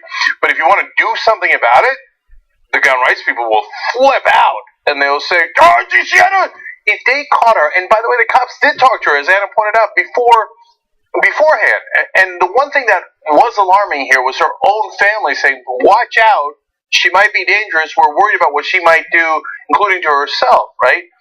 But when you go to stop her, I got a legal gun. I'm going to a gun range. So what? What are you going to do about it? I didn't know that the cops knew that she had gone to the gun range at that point. But she could have just told them. It wouldn't have made any difference. She could just scream, I have Second Amendment rights! And then everybody would flank to defend her. And so just don't pretend to be outraged after the fact. So let's take a look at the video, and it'll also give you a sense of what type of content she was putting up on YouTube. Take a look. Law enforcement officials say this is the woman, 38-year-old Nasim Agdam, who stormed into an employee patio at YouTube headquarters in San Bruno, California, shooting 3 employees before turning the gun on herself. One after another. Her family says the prolific YouTube user, "My name is Nasim Saps," hated the company, claiming it was censoring her content and not paying her for the videos she posted on the platform. "I'm being discriminated and filtered on YouTube." She had a YouTube channel which posted app workout videos, and many of them in Farsi. Her brother says her family reported her missing over the weekend and claims they told police about her deep-seated resentment towards YouTube. She had a problem with YouTube, so we called that cop again and told him that there's a reason she went all the way from San Diego to there. So in one of her videos, she was quoted as saying, "There is no free speech in real world, and you will be suppressed for telling the truth that is not supported by the system. Videos of targeted users are filtered and merely relegated so that people can hardly see their videos." So she was pretty clear about her frustration toward YouTube. A lot of content creators have felt frustration toward YouTube fairly recently because of videos getting demonetized, and a huge reason behind that has to do with the fact that advertisers started to get incredibly uncomfortable with some of the content that their advertisements were appearing on. So there were some specific cases that made news involving content creators who said things that were, use the N-word or use language that the advertisers didn't like. And so they threatened to pull all their ads from YouTube in general, and then YouTube wanted to appease them and essentially did change their policies using an algorithm that would demonetize certain videos that the advertisers didn't like. And this impacted everyone across the ideological spectrum. Doesn't matter if you're conservative, doesn't matter if you're progressive. Everyone, every channel experienced their content getting demonetized because of the algorithm. Think about the billions of hours worth of YouTube content that gets uploaded on a regular basis. They don't have the manpower to watch all that content, so they rely on that algorithm. And admittedly, that algorithm is a bit flawed, and so people have been frustrated. She seems to be one of those individuals. And they made a lot of progress in fixing that algorithm as well. So look, we got hit pretty hard by the demonetization as well. And there is great irony that we were all punished, whether we're in politics or not in politics, or if we're good guys or bad guys, for the insane rantings of, generally speaking, right-wing guys who said racist things and things filled with bigotry, etc. And advertisers are like, I don't want to have my product in front of those videos because it's going to turn off a lot of my customers, and I don't want to turn off my customers. So then we all got demonetized. And then the right wing, of course, as always, cried the hardest. Even though it hit us all, and it was their fault, right? But nonetheless, they went and did all that, and then they got people all riled up like this lady. But look, this woman, you think you would have been on air anywhere without YouTube? Do you think your ab videos and your dolphin videos were going to make it on the ABC? So, look, I'll admit my bias. I've been a fan of YouTube for a long, long time, and we were the first partner for YouTube. But my bias is born out of reality, out of facts, because they allow for independent voices, and independent voices that the establishment media shuts out. So to then complain that you're not giving me enough money, look, there's legitimate ways to say, hey, how can we fix this together? Right. And then there's what she did, which is madness and insanity and terrorize people.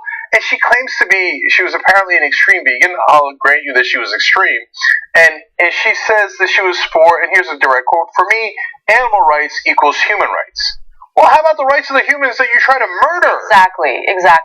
And, to your point regarding YouTube and demonetization, so there are a lot of conversations about how YouTube is censoring people. So first off, advertisers not wanting to spend money on your videos because they're afraid of the content in your videos and afraid of it being too controversial is not the same as censorship. If YouTube was pulling your video down, literally not letting you post videos because of your ideas or your beliefs, then you have a case. Absolutely, that's censorship. But they're not. By the way, just let me be clear, it's not government censorship. Yeah. As we've discussed many times. Yeah, and exactly. It's not a constitutional violation. It is a private company. They're able to do what they want. They're not the government, okay? So thank you for clarifying that. But with that said, YouTube doesn't pull the videos down. It gets demonetized based on their algorithm, which again needed improvement. You say that there's been some improvement, but I think that there's still more. I think YouTube can improve transparency, explain in better detail why the videos got demonetized. But look, my point is, what we need to address more than anything is, the fear of these advertisers, because they do get scared very easily. And I think what they need to open themselves up to is content other than the squeaky clean television stuff that they've been so comfortable with. Which is, by the way, not squeaky clean. Right. So, last thing on that, if you're going to get angry, first of all, please do it in a productive way, right?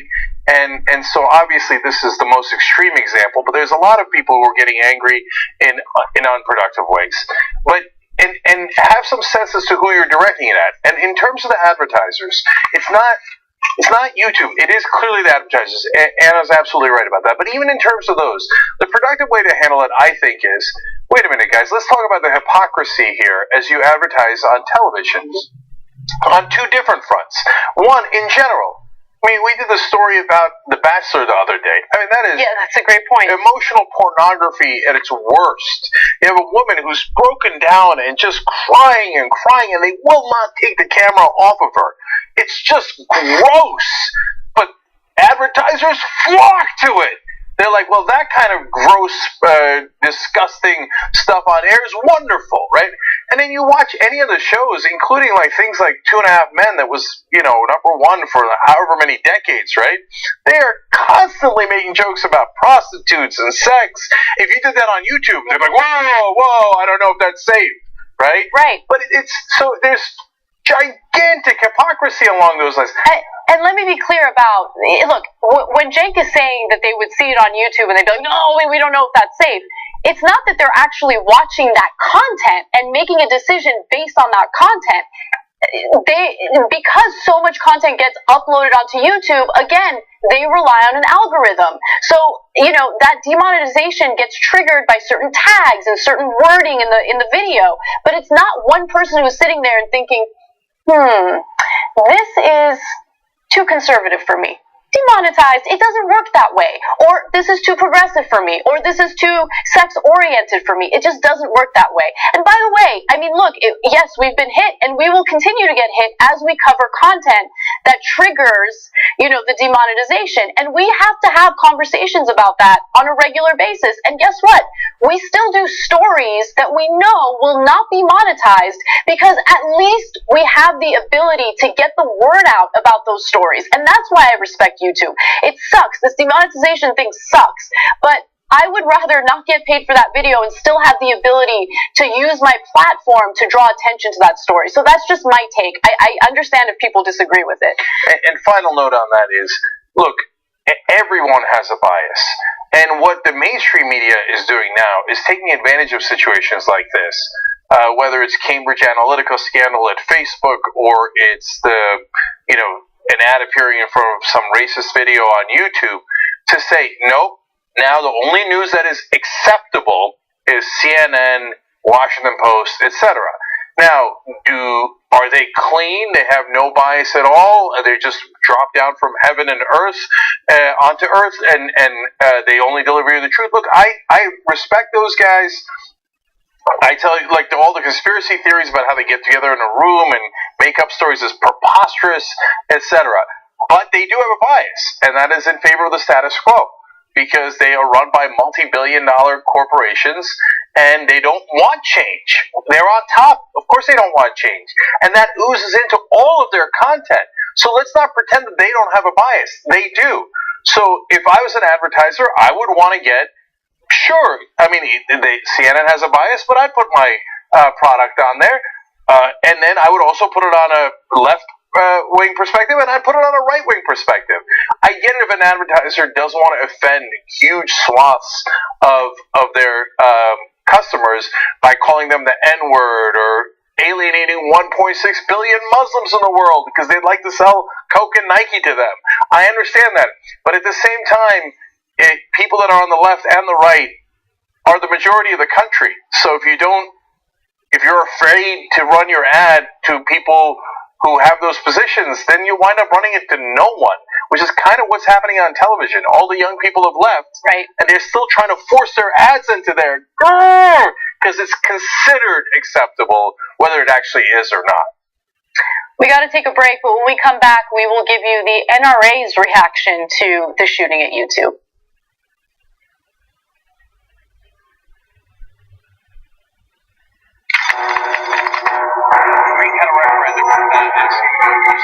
T-minus 1 minute till landing. TYT broadcast controllers, listen up. Give me a go, no-go for landing.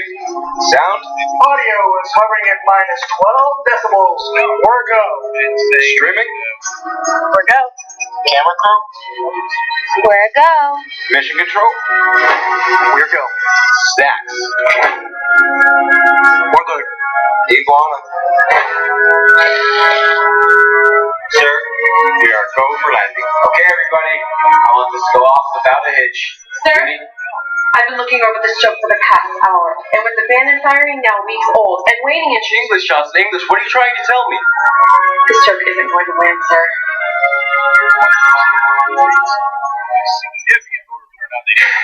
Okay, everyone.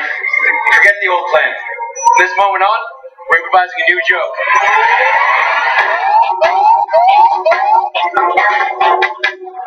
So this is where the show started, and this is where it was supposed to end.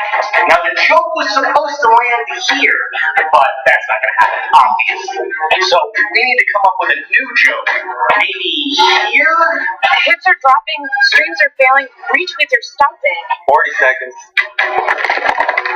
Alright, team. We gotta find a way to make this fit into a joke about this that will appeal to them. 30 seconds. The Trump jokes are safest option. Trying to land a Trump joke after this week's events is a suicide mission.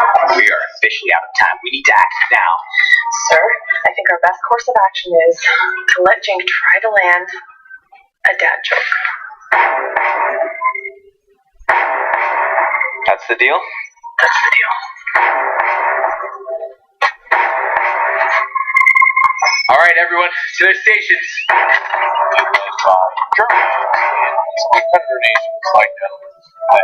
Cameras, position now. Social media team. Race run follows. 10 seconds. As for the rest of us, all any of us can do now is wait and hope. This is going to be the worst disaster TYT has ever experienced. With all due respect, sir, I think this will be our finest hour 2 yet. We're ready to given who? It's the Marcos government seems to have signaled. Jink. Everyone, it's been a pleasure streaming with you. Greek Prime Minister immediately picked up the phone to Putin and said, "You Putin any money in?" Okay, anyway. TYT crew, the joke has landed.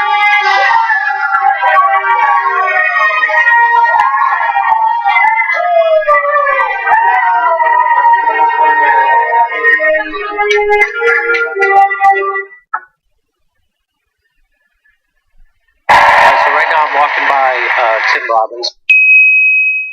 I'm not going to make a big deal out of it. Just going to walk by, see if he notices me, see if he recognizes me. It's cool, like Tim, he's acting like he doesn't see me, like he doesn't notice me. It's alright. It's cool. A lot of people are recognizing me. It's okay if Tim Robbins plays it cool. He is playing it cool. I'm going to walk this way. See, I'll give him a chance to recognize. Let's see if he notices me. Ready? For Bernie Sanders, for the leadership and the heart. Maybe he didn't notice me because, my head was turned. It's probably because my head was turned. You think it was because my head was turned? I think it was because my head was turned.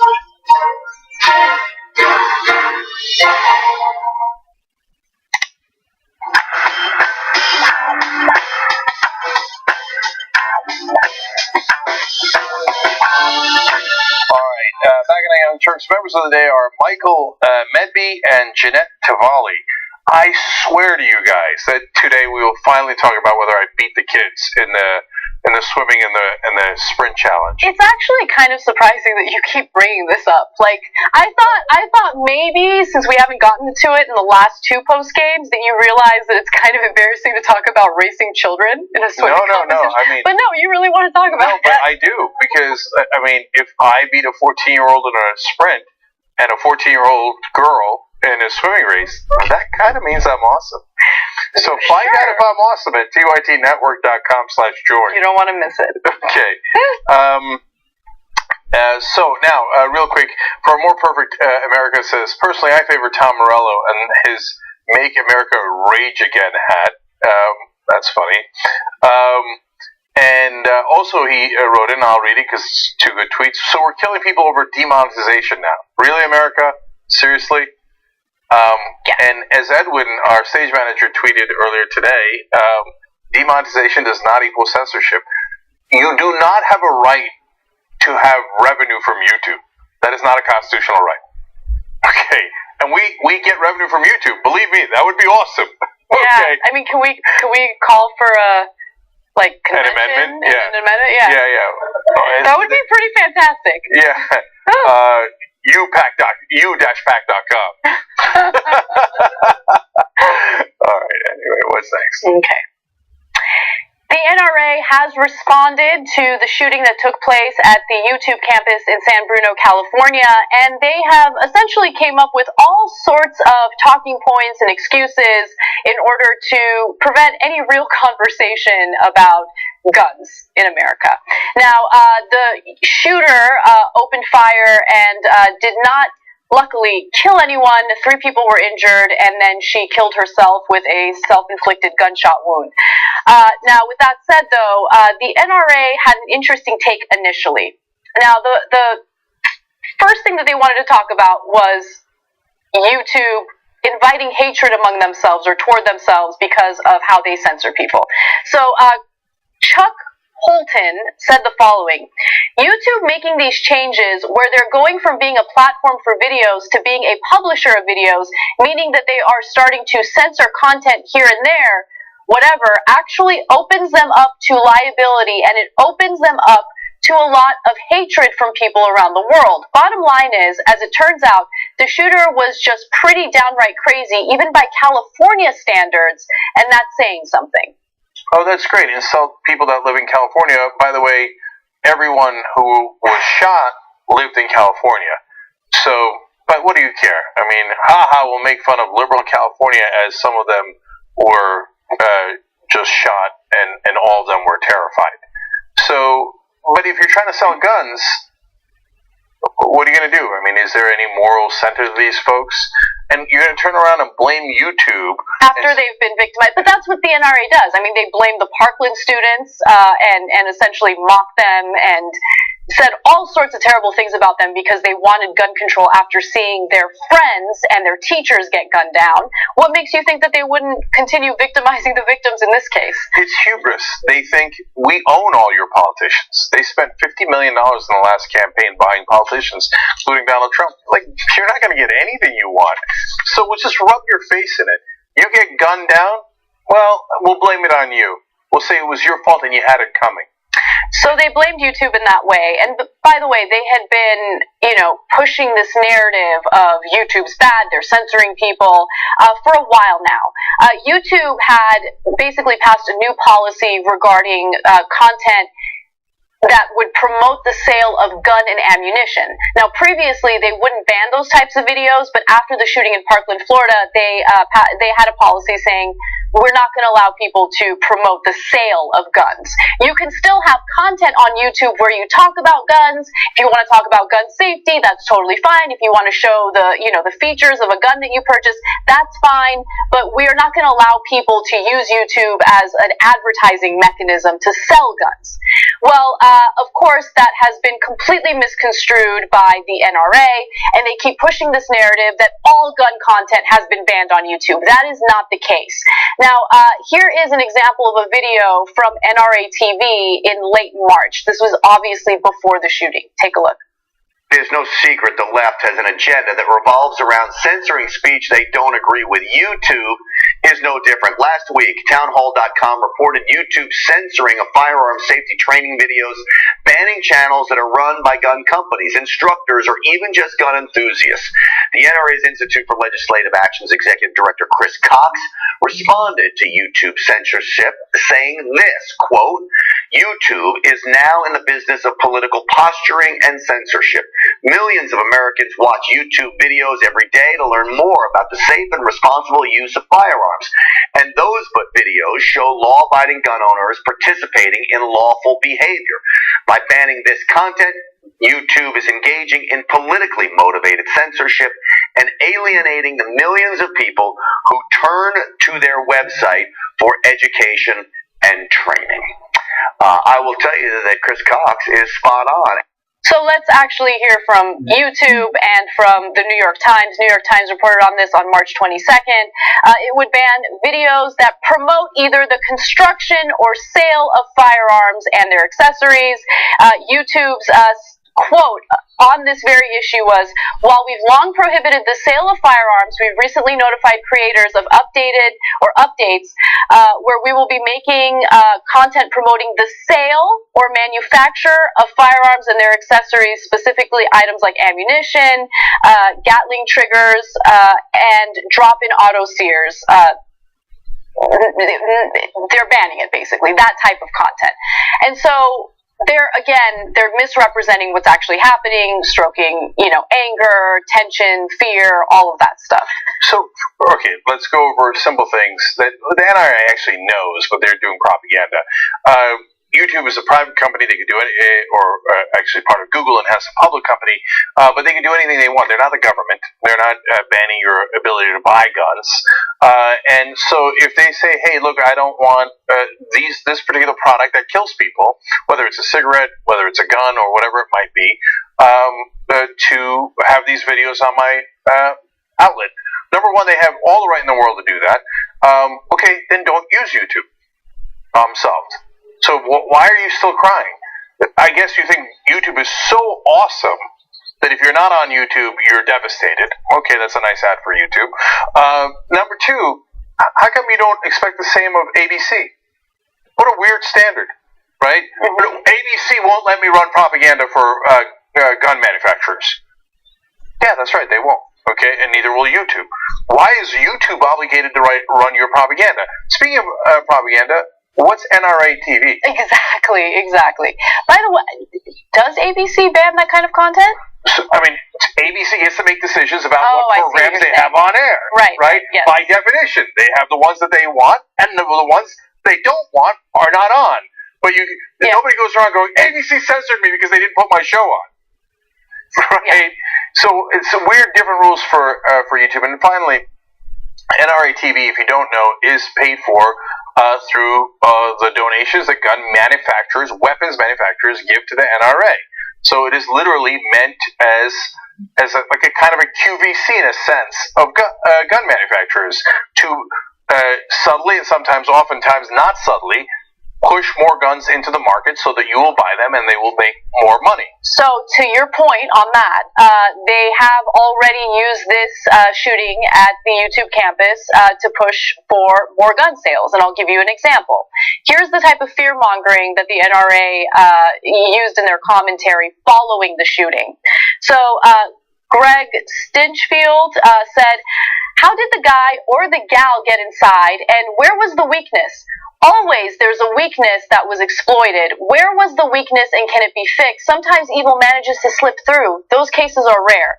So they're blaming YouTube for not having the proper security measures in place to prevent the shooting or the shooter to gain access into the building. Access control is not security.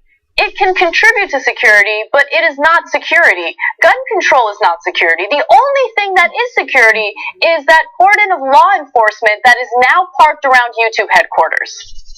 And then finally, it's not just Silicon Valley, it's every company across America. Even say it's just a domestic dispute case, some estranged lover wants to kill their lover. This could happen to anyone. You don't know what your cube mate is going through. You could get caught in the middle of things in any time. So that fear-mongering, I mean, it is absolutely ridiculous. And, you know, there's always criticism from extreme gun advocates regarding politicizing a mass shooting or a shooting situation. I mean, what do you think they're doing here? They're politicizing it and exploiting it to sell more guns, to sow fear in communities and convince you, oh, no, what you need to do is give up all of your privacy rights, okay, and go to work where you have to walk through metal detectors and have clear backpacks and purses, and then make sure you arm yourself as well. Yeah. So the idea is, well, anybody can shoot you at any time. Why? Because of you guys.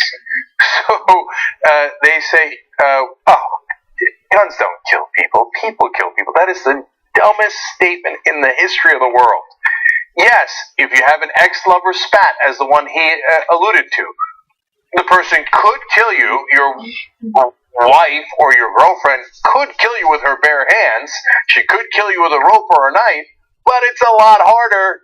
That's why countries that have gun control have very little deaths, like Japan has only 13 deaths. We, on the other hand, have over 30,000 deaths by gun. Okay, 13 deaths by gun, obviously, in Japan. That's why they have very little mass shootings, because they don't have the guns to do mass shootings with. It's not that we have a crazier population. It's that we arm our entire population, including the people like the deranged person that did that attack on YouTube. And what does the gun manufacturers say? Oh, the answer isn't to take away their guns so they can murder you. The answer is, you murder them first with the gun that I sold you. Unsurprising that would be your answer if you make money selling guns. But for the rest of us, we should go back to sanity. One more break. When we come back, an update on the teacher protests in Oklahoma.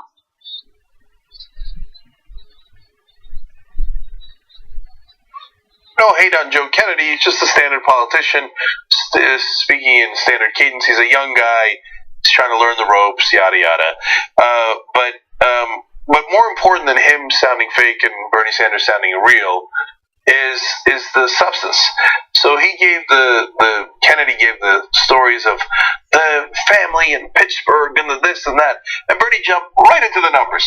And he's like, look, here's the context. Yes, unemployment is down, but the context of that is how much unemployment has fallen under Obama, and in fact, we've added the fewest jobs since 2010. That's super important context, and other politicians might think, oh, that'll bore the audience. No, the audience loves that. Look, we want to know that. They love it because they're living it, right? So one of the things that I realized under Obama is, yes, the economy overall did improve, but since wages didn't improve much, a lot of Americans were bitter and angry toward him and Democrats, right? Which is what kind of paved the way for, unfortunately, someone like Trump. And what Bernie's doing, at least in the beginning of his speech, is saying, yeah, okay, sure, we'll give him that. The unemployment rate is the lowest it's been in a long time, but let's talk about wages.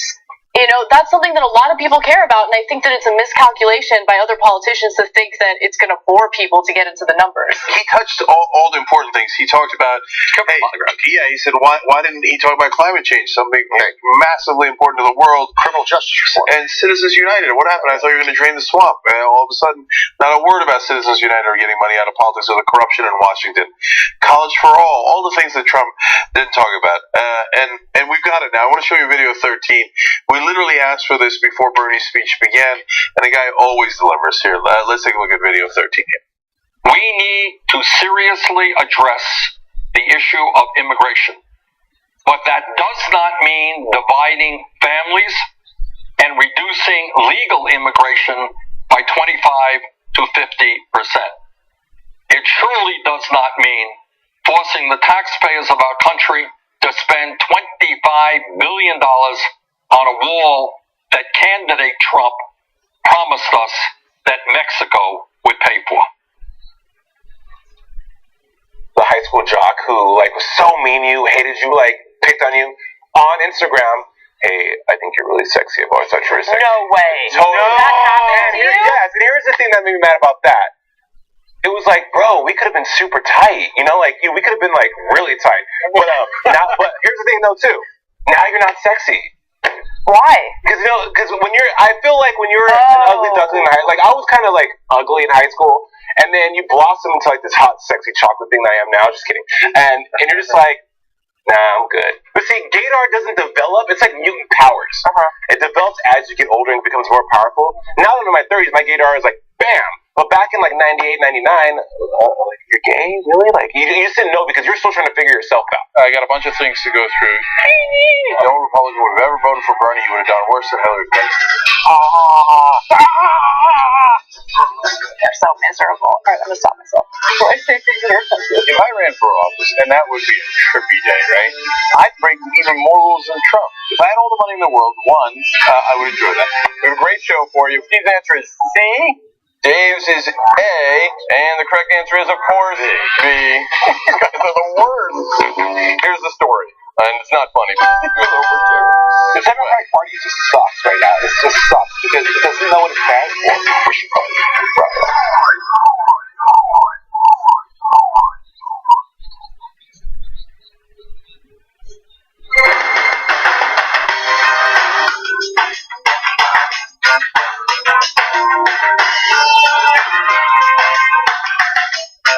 Alright, don't miss Rebel Headquarters tonight because here comes Rick Trevino.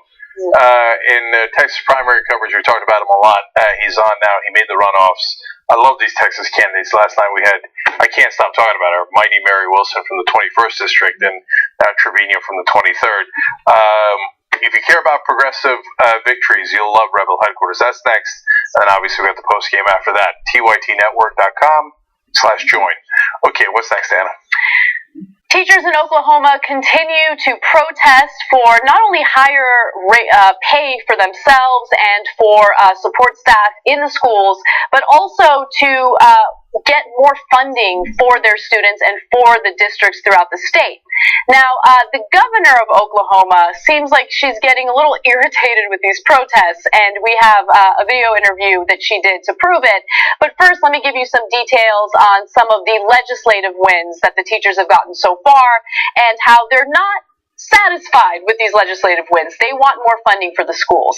On Tuesday, the governor of Oklahoma, Mary Fallin, signed a bill giving teachers support staff, like teachers' aides and janitors, a $1,250 raise.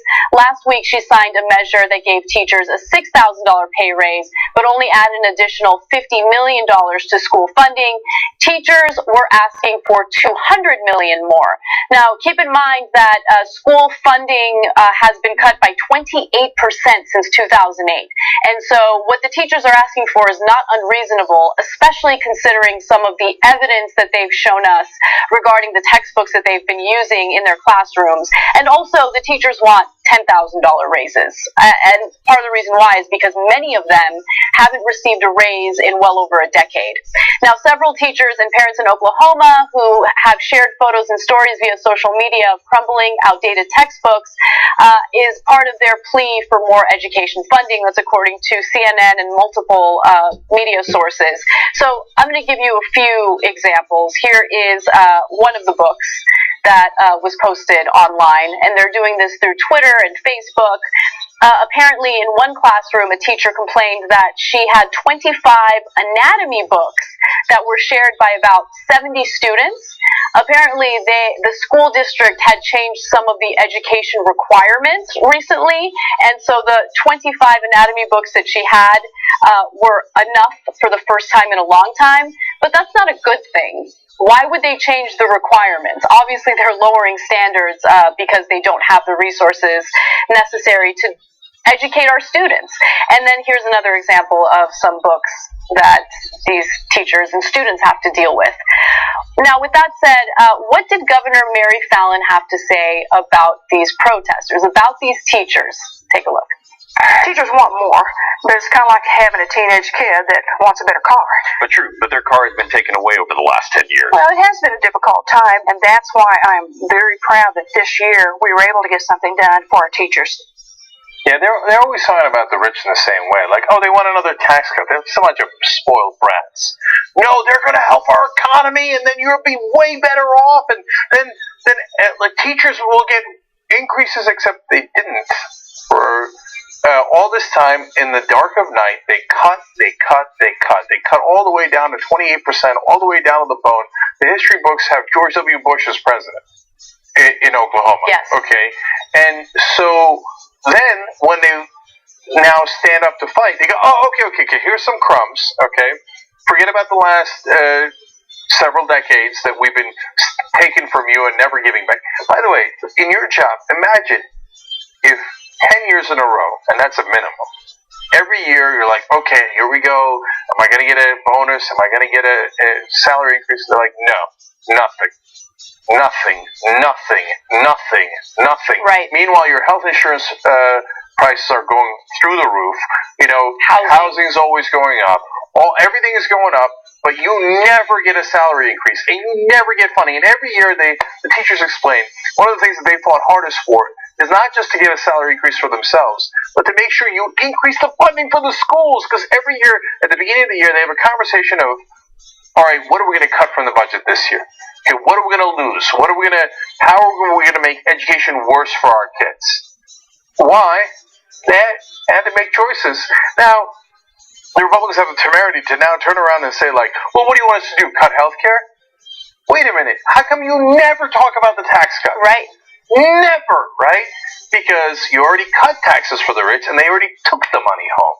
Right, and by the way, one aspect of this story that I feel like isn't getting enough attention is that in order to provide more funding for these teachers, the lawmakers had to agree to increase taxes for oil companies.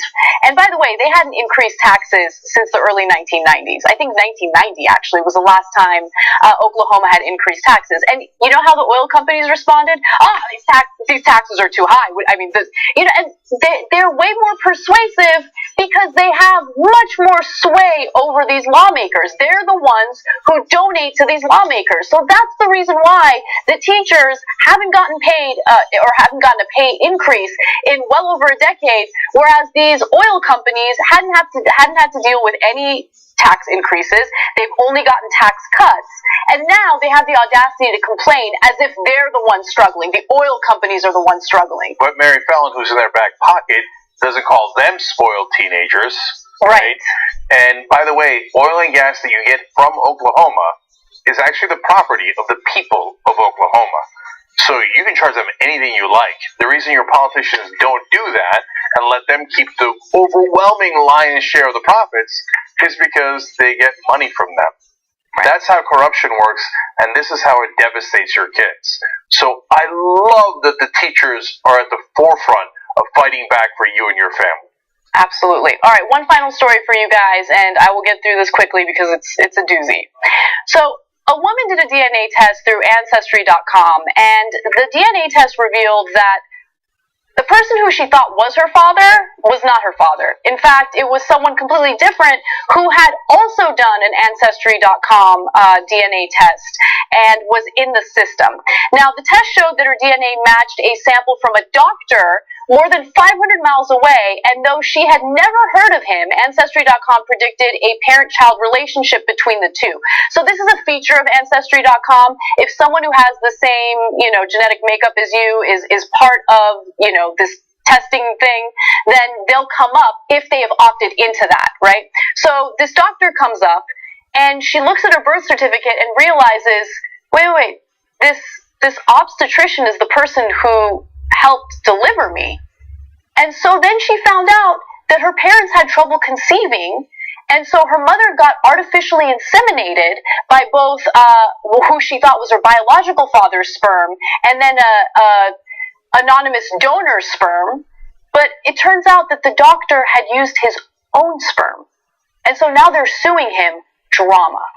Okay, so this Ancestry.com thing says this is doctor 500 miles away, Gerald Mortimer. She tells her parents are like, uh-oh. They're trying to decide whether to tell her or not. Then she finds her birth certificate, and it says Gerald Mortimer. And she's like, but it's not the parent. It's the doctor who delivered her. Right. And explain. She's like, wait a minute, I know that name. Right? Yeah, but what's crazy is the parents didn't know the doctor had used his own sperm. Yes, what the parents asked for, and this is weird, is use the father's sperm, which had issues, and an anonymous donor, and I explained, and I guess, so like, I guess we'll never know, right? But they wanted the donor to be over 6 feet tall and have like brown hair and blue eyes and all these specifications, and Mr. Mortimer did not, or Dr. Mortimer did not. He's like, I'm going to use my own sperm anyway. And apparently when they moved away, they found it weird that the doctor broke down and started crying from their town. It's because he knew that it was his daughter. This is so crazy. This is insane. So, Ancestry.com, I don't know. I mean, take your DNA test at your own risk, because you might find things that you don't want to know. But you will apparently get at the truth. So, upside, downside. Okay, guys. Much love. We're out of time here. The post-game is going to be fun as always. And Rebel Headquarters is next. So, bye-bye.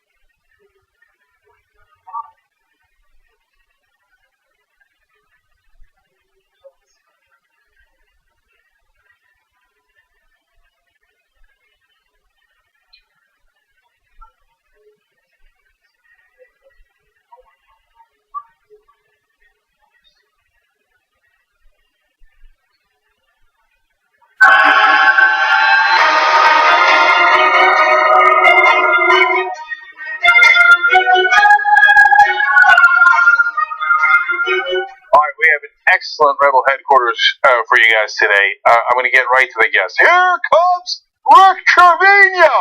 In fact, here he is, right here in the studio. Good to meet you, Rick. Yeah. How you doing, man? Doing great. Thanks again for inviting me out. No problem. Well, Rick is running in Texas 23rd District. If you watched our primary coverage on that night, you heard a lot of our screaming going, "Here comes Rick Trevino from behind." And he did it. It turns out we're not the only ones. San Antonio Express News said that you were one of the great underdog stories in Texas. Yeah. And you were indeed. So now there's a new twist to the story because now you're in the runoff. Okay. Right. We'll get to that in a second. But for the folks who didn't see it on primary night, it was really, really exciting. There was 3 of you vying to get into that top 2. And tell us about the guy that you beat and that is not in the runoff. Sure. So I beat a gentleman by the name of Jay Hewlings. Nice guy. But he is a establishment candidate. He was backed up by the Castro brothers, Julian and Joaquin. Very influential in Texas politics. Also, back in October, the guy, before he even had a bio on his page or issues on his page, he had the endorsement of like 80 House representatives.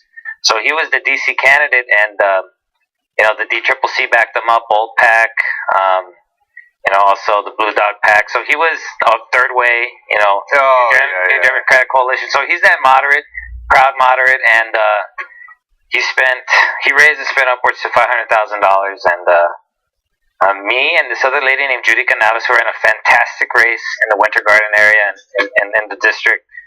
We both beat Jay, who spent really what it would take a teacher about 10 years of work to earn.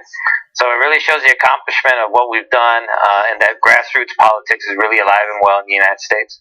So, Rick, he spent $500,000, but what did you spend? A little less than, like maybe $480,000 or $450,000. How much did you spend? So I spent actually up until the primary about $22,000.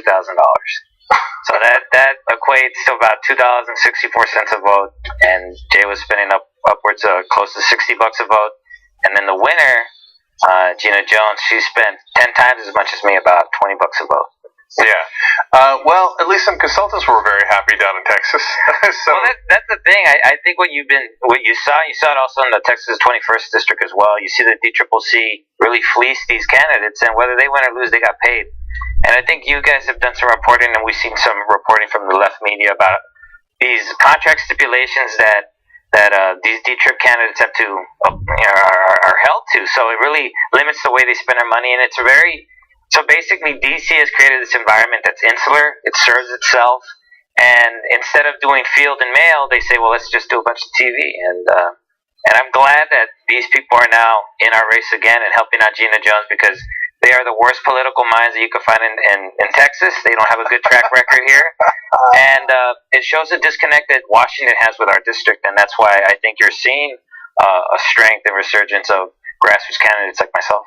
So it reminds me when FDR said, I welcome their hatred, when the powerful and the rich were fighting against them. This is a topsy-turvy world. In the old days, people would beg the DCCC to support them, right?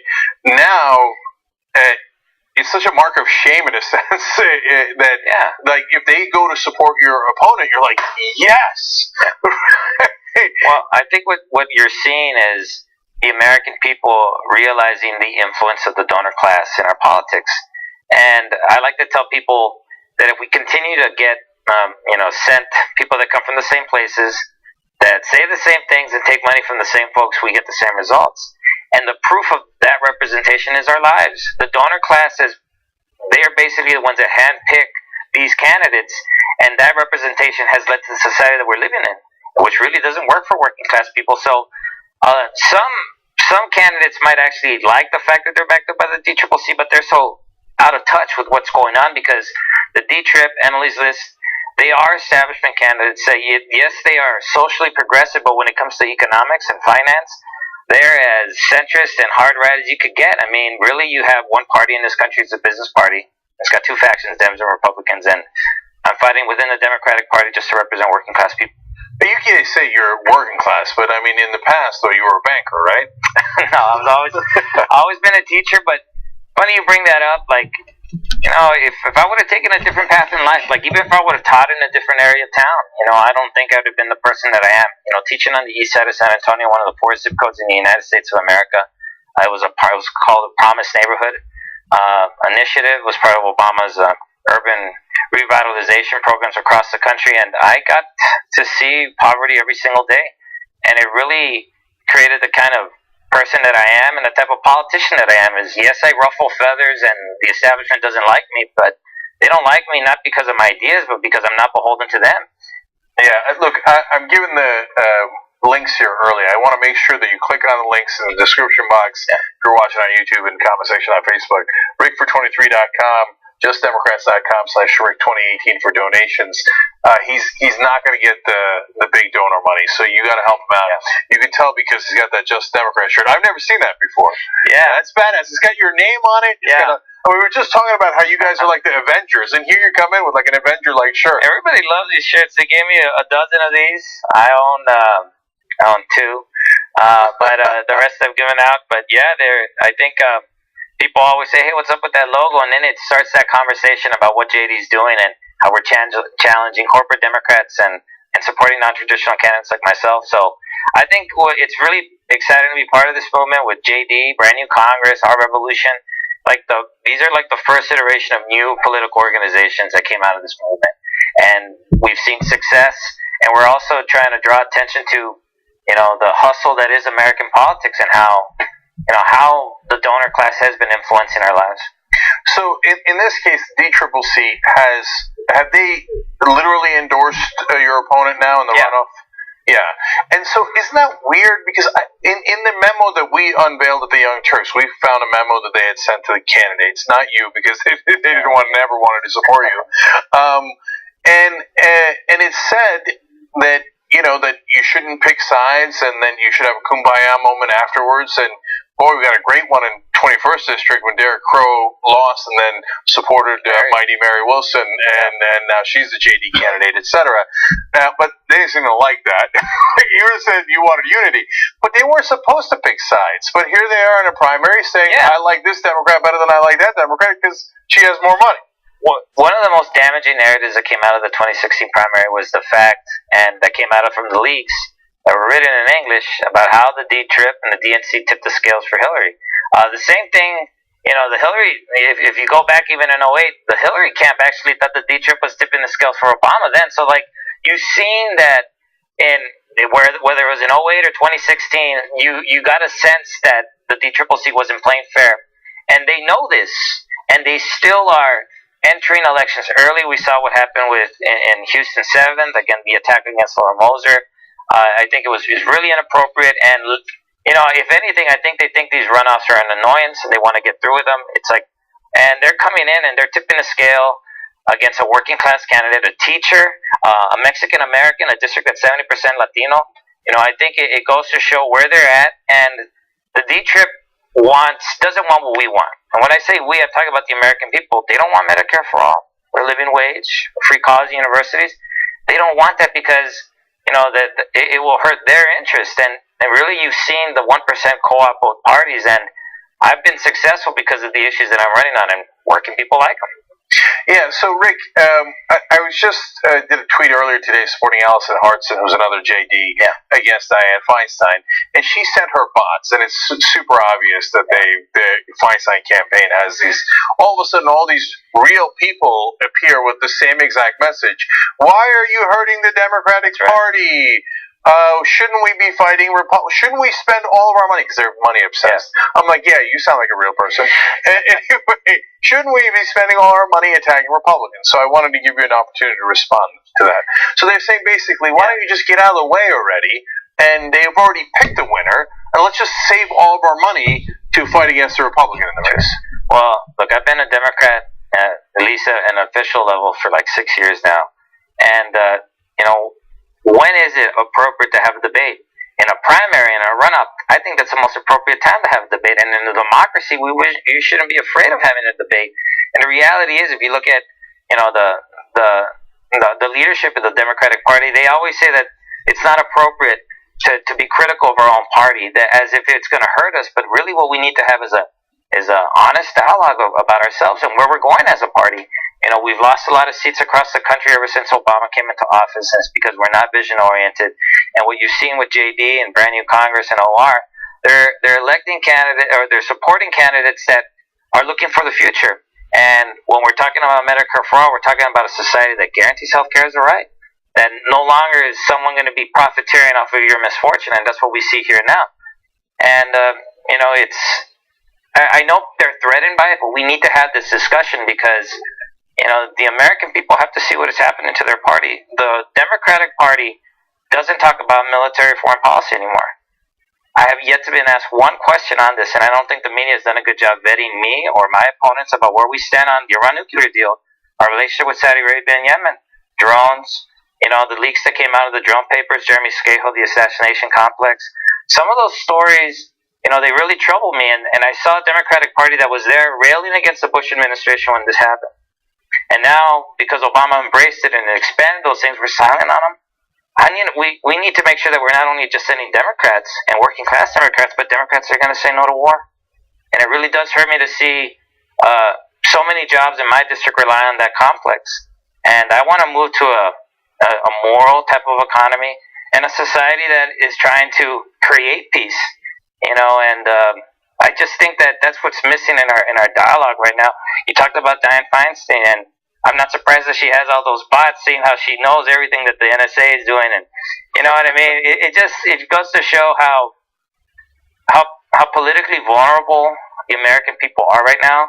I think with that hack of Cambridge Analytics, where we got to see what these institutions are doing to manipulate the American people, keep them away from the issues that they really care about. And all we're talking about is Stormy Daniels or the chaos in the Trump White House, but we're not talking about the real problems in my district, which is the healthcare, which is the infrastructure.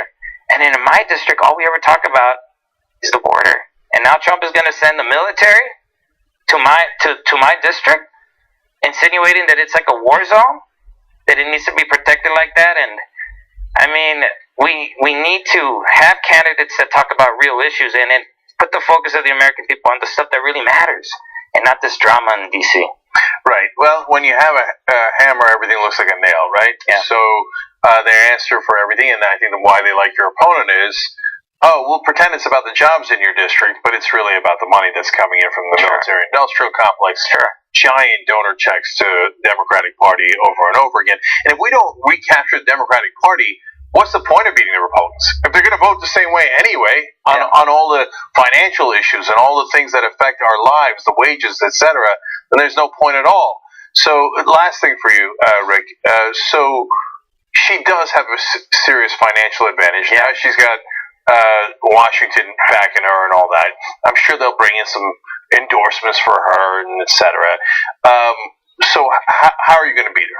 So in terms of financial numbers, she released today that she raised $700,000 in this first quarter, which is a disgusting amount of money. It really is. I mean, think about what all that money could be used for, and what it's going to be used for is paying consultants to make slick videos and then send dozens and dozens of mailers to people. So it's a really passive campaign. The way they interact with the electorate is going to be, you know, very passive and not personal. And I need a personal touch. So the way I'm going to win is to first concentrate on the areas where the voting base is active.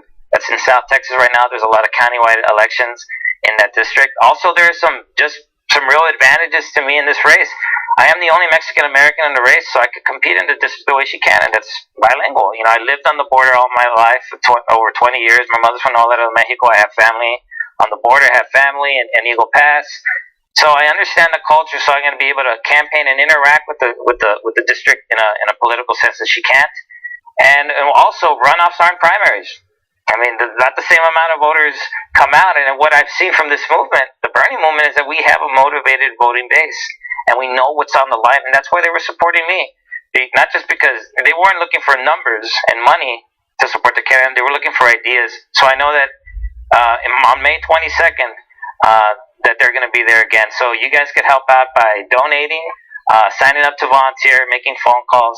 But, you know, we have a candidate that's well-financed, and a candidate like me gets help when working people from across the country chip in a bit. Rick, I got your nickname. Giant Slayer Rick Trevino. Okay, yeah, I like that one, man. Because look, you already took down Jay Hullings. He spent $400,000, and he's already gone. Now your next opponent's got $700,000 in just one quarter. But here comes Rick Trevino, and then finally we take down the Republican. Go 3 for 3. Rick Trevino, winner of the Battle Royale in the 23rd District. How great would it be to say that on election night? Oh, it's going to be nice. All right, Giant Slayer. Go All get right, him. thank you, man. Thank you. All right, everybody go to the links. Go help Rick. All right, we'll be back.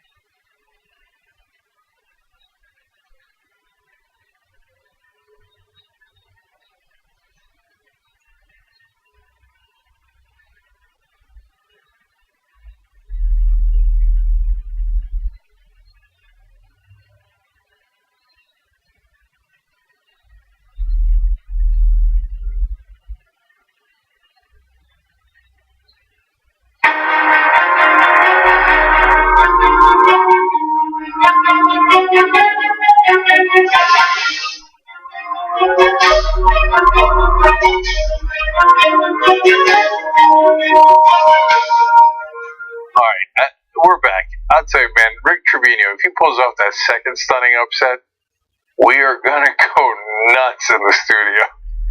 It's going to be bananas. Alright, and I think he easily could. There's 30,000 Bernie Sanders voters there. You just got to go get him, and he'll win that runoff. Alright, I want to let you guys know about a couple of great pieces of news coming out of Wisconsin. First of all, on the Young Turks, we talked about Rebecca Dallett winning. What we neglected to mention is that her Republican opponent was backed by the Koch brothers and was NRA funded. And of course, he had a lot more money. But Dallett had someone else on their side, Working Families Party. And so they backed her. Others did as well. And she wound up with a 12-point victory there, which stunned Wisconsin Republicans enough for Scott Walker again to send out tweets going, "Warning, warning, we're in a lot of trouble over here. They might come after me next." That's exactly right. But I want to tell you about another race too. Stephen Shea, a public educator and a union activist, he won in the 8th District of Milwaukee County Board of Supervisors, and he beat someone for County Board of Supervisors. He beat someone that spent $130,000, and of course was backed by super PACs, etc. Who was Stephen Shea backed by? The Working Families Party. So watch out for those guys. They're doing some amazing work, and if they're backing a candidate, that means that candidate is really progressive and is going to fight for the middle class and for the all of us, and not for the donors. So 2 good results for them in Wisconsin and for all of us. Okay, now next guest for you guys. Joining us now, Randy Hopkins. He's running Utah's 2nd District for United States Congress. Randy, welcome to Rebel Headquarters. Thank you. Thank you for having me. No problem. So, Randy, you're in a deeply Republican district. Let's just keep it real, okay? Absolutely, yes. So, talk to me about your battle plan for how you're going to swing those folks. Wow. I think I've got one advantage, and that's my age. You know, I'm not coming into this as a young man. I've got a lot of experience. I worked 35 years with the state of Utah. I've worked with all of the different government programs to help people when they're down on their luck, unemployment insurance, Trade Act. I've helped people with training. And I think right now I can help swing some of these older workers who have traditionally voted for Republicans or independents who have voted Republican. And the way, I think one of the reasons that I can do this is because of health care. I firmly believe that in this country, the wealthiest country on earth, we need to have universal, affordable health care for everyone. And that is very doable with putting everybody onto Medicare. I'm on Medicare. I love Medicare. I've got all of these senior citizens who are on Medicare. They love it. It's a great program. It is a Republican lie when they say that the government has no place in the health insurance business and that they'll just screw it up. We've got over 44 million people on Medicare. The federal government has experience in Medicare, and it's been going for over 50 years. And every senior that votes Republican is voting against their own self-interest. With this $20 trillion debt, and now the tax cuts, they're going to add another $1 trillion at least to this deficit. The Republicans have said, we cannot afford Social Security, we cannot afford Medicare. Why would any senior want to continue voting for Republicans? Randy, I like your fighting spirit. You're right. My parents went on Medicare, and they were shocked at how good it was. Because when they were on private insurance, they had to constantly fight and bureaucracy and paperwork, and are we going to be covered or not covered? They get on Medicare, they're like, oh, we're just covered. That's it. It's done. And by the way, it costs a lot less than private health insurance. Oh, it costs so much no-brainer. less. The only reason we don't do it is because of the corruption. Absolutely. Yeah. Absolutely. Listen, Obamacare was a step in the right direction, but the problem with Obamacare was it was still run by insurance companies. It was not the government. It was private insurance companies. They have a profit motive. Take the profit motive out of healthcare. No one should be worried about going to the doctor because they can't afford it. Let me just give you a personal experience here. I've got a couple of granddaughters that have asthma. And my daughter was telling me the other day that one of my granddaughters had an asthma attack in the middle of the night. And my daughter had to make a decision. Do I go to the emergency room knowing how much that's going to cost, or do I treat her at home?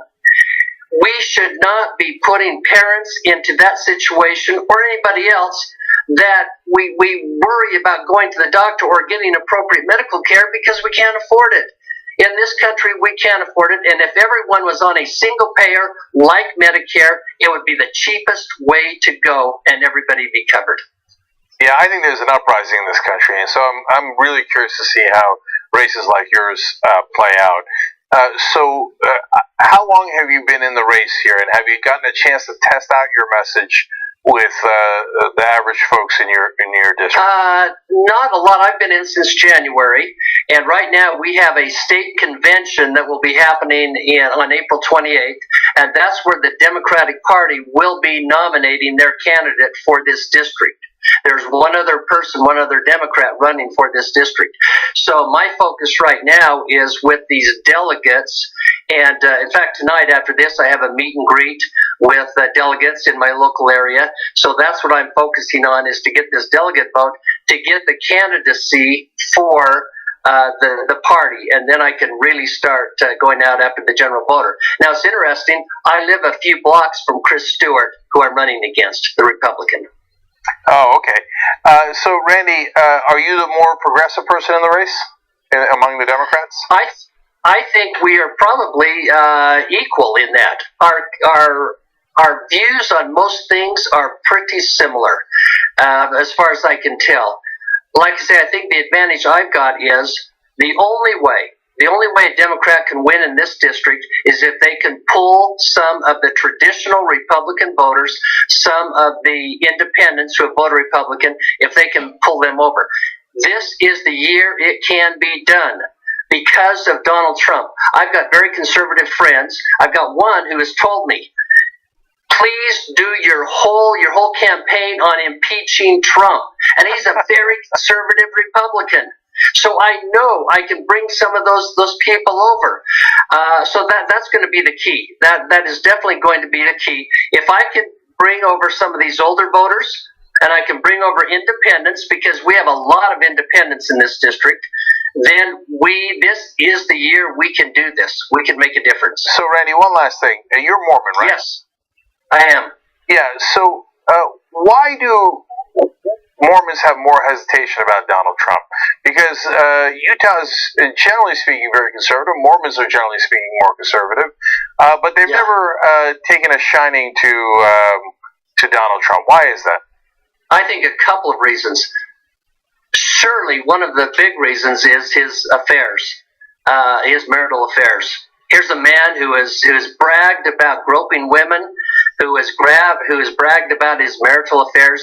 That is one big reason why the Mormons have some negative feelings towards Trump. And another big reason is the immigration policy. We believe that everybody should be treated with dignity, and human rights should prevail. And I don't know anybody, whether Democrat or Republican, that says we should not secure our borders. But we do not need a wall. And especially with this $20 trillion deficit, we don't want to spend billions on a wall that's unnecessary. This is the 21st century. We can protect our border with modern technology. Let's do that. The other thing is, we have lost our moral standing in the world because of Donald Trump. We can no longer stand up as the champion of human rights to the rest of the world because of his incendiary rhetoric. The way he's called out different people, his denigrating remarks against Mexicans, against black people, when he said that there were good people in the white supremacist movement. Come on, that is ridiculous. We should not have any immigration policy that separates families. That is wrong, it's immoral, and it's un-American. Our immigration policy should be, if you've been here for several years and you've not committed any other crimes, bring these people out of the shadows. Let's give them legal Social Security numbers and give them a path to being able to stay here legally. And that includes the dreamers. That's ridiculous for a kid who's been here 20 years and knows no other country to say, hey, we may ship you back to some country that you know nothing about. And if I've got time, let me tell you one personal experience. I was living in Michigan. My wife and I were doing some volunteer work with inner city Michigan, helping people with employment and welfare needs. And I met a friend of mine who was from Cuba. He was brought here at 4 years old from Cuba. He has never become a U.S. citizen, and he's in his 50s now. He is afraid. He is afraid that he could be deported. That is just wrong. All right, Randy Hopkins with a lot of fire in his belly. I like it. I'm excited for this race. I'm excited. Let's do it. All hey, right. And listen, I want to tell you, I want to call out Chris Stewart. I would love to have a debate with Chris Stewart on your program. Let's do it. All right. Well, you know what? We'll invite him. and let's see what happens. Okay, that would be fantastic. Thank you. Thank you. So everybody check out RandyHopkinsForCongress.org. And then, of course, all the links are down below in the description box on YouTube and in the comment section on Facebook. Randy Hopkins, a lot of passion. Thank you. Thank you so much, and donations are always welcome. I suspect. Yes. All right. Good. We got a fighter in Utah. All right, guys. We're going to take a quick break here for all the members. We'll be right back, obviously. If you want to become a member, get the postgame, tytnetwork.com/join.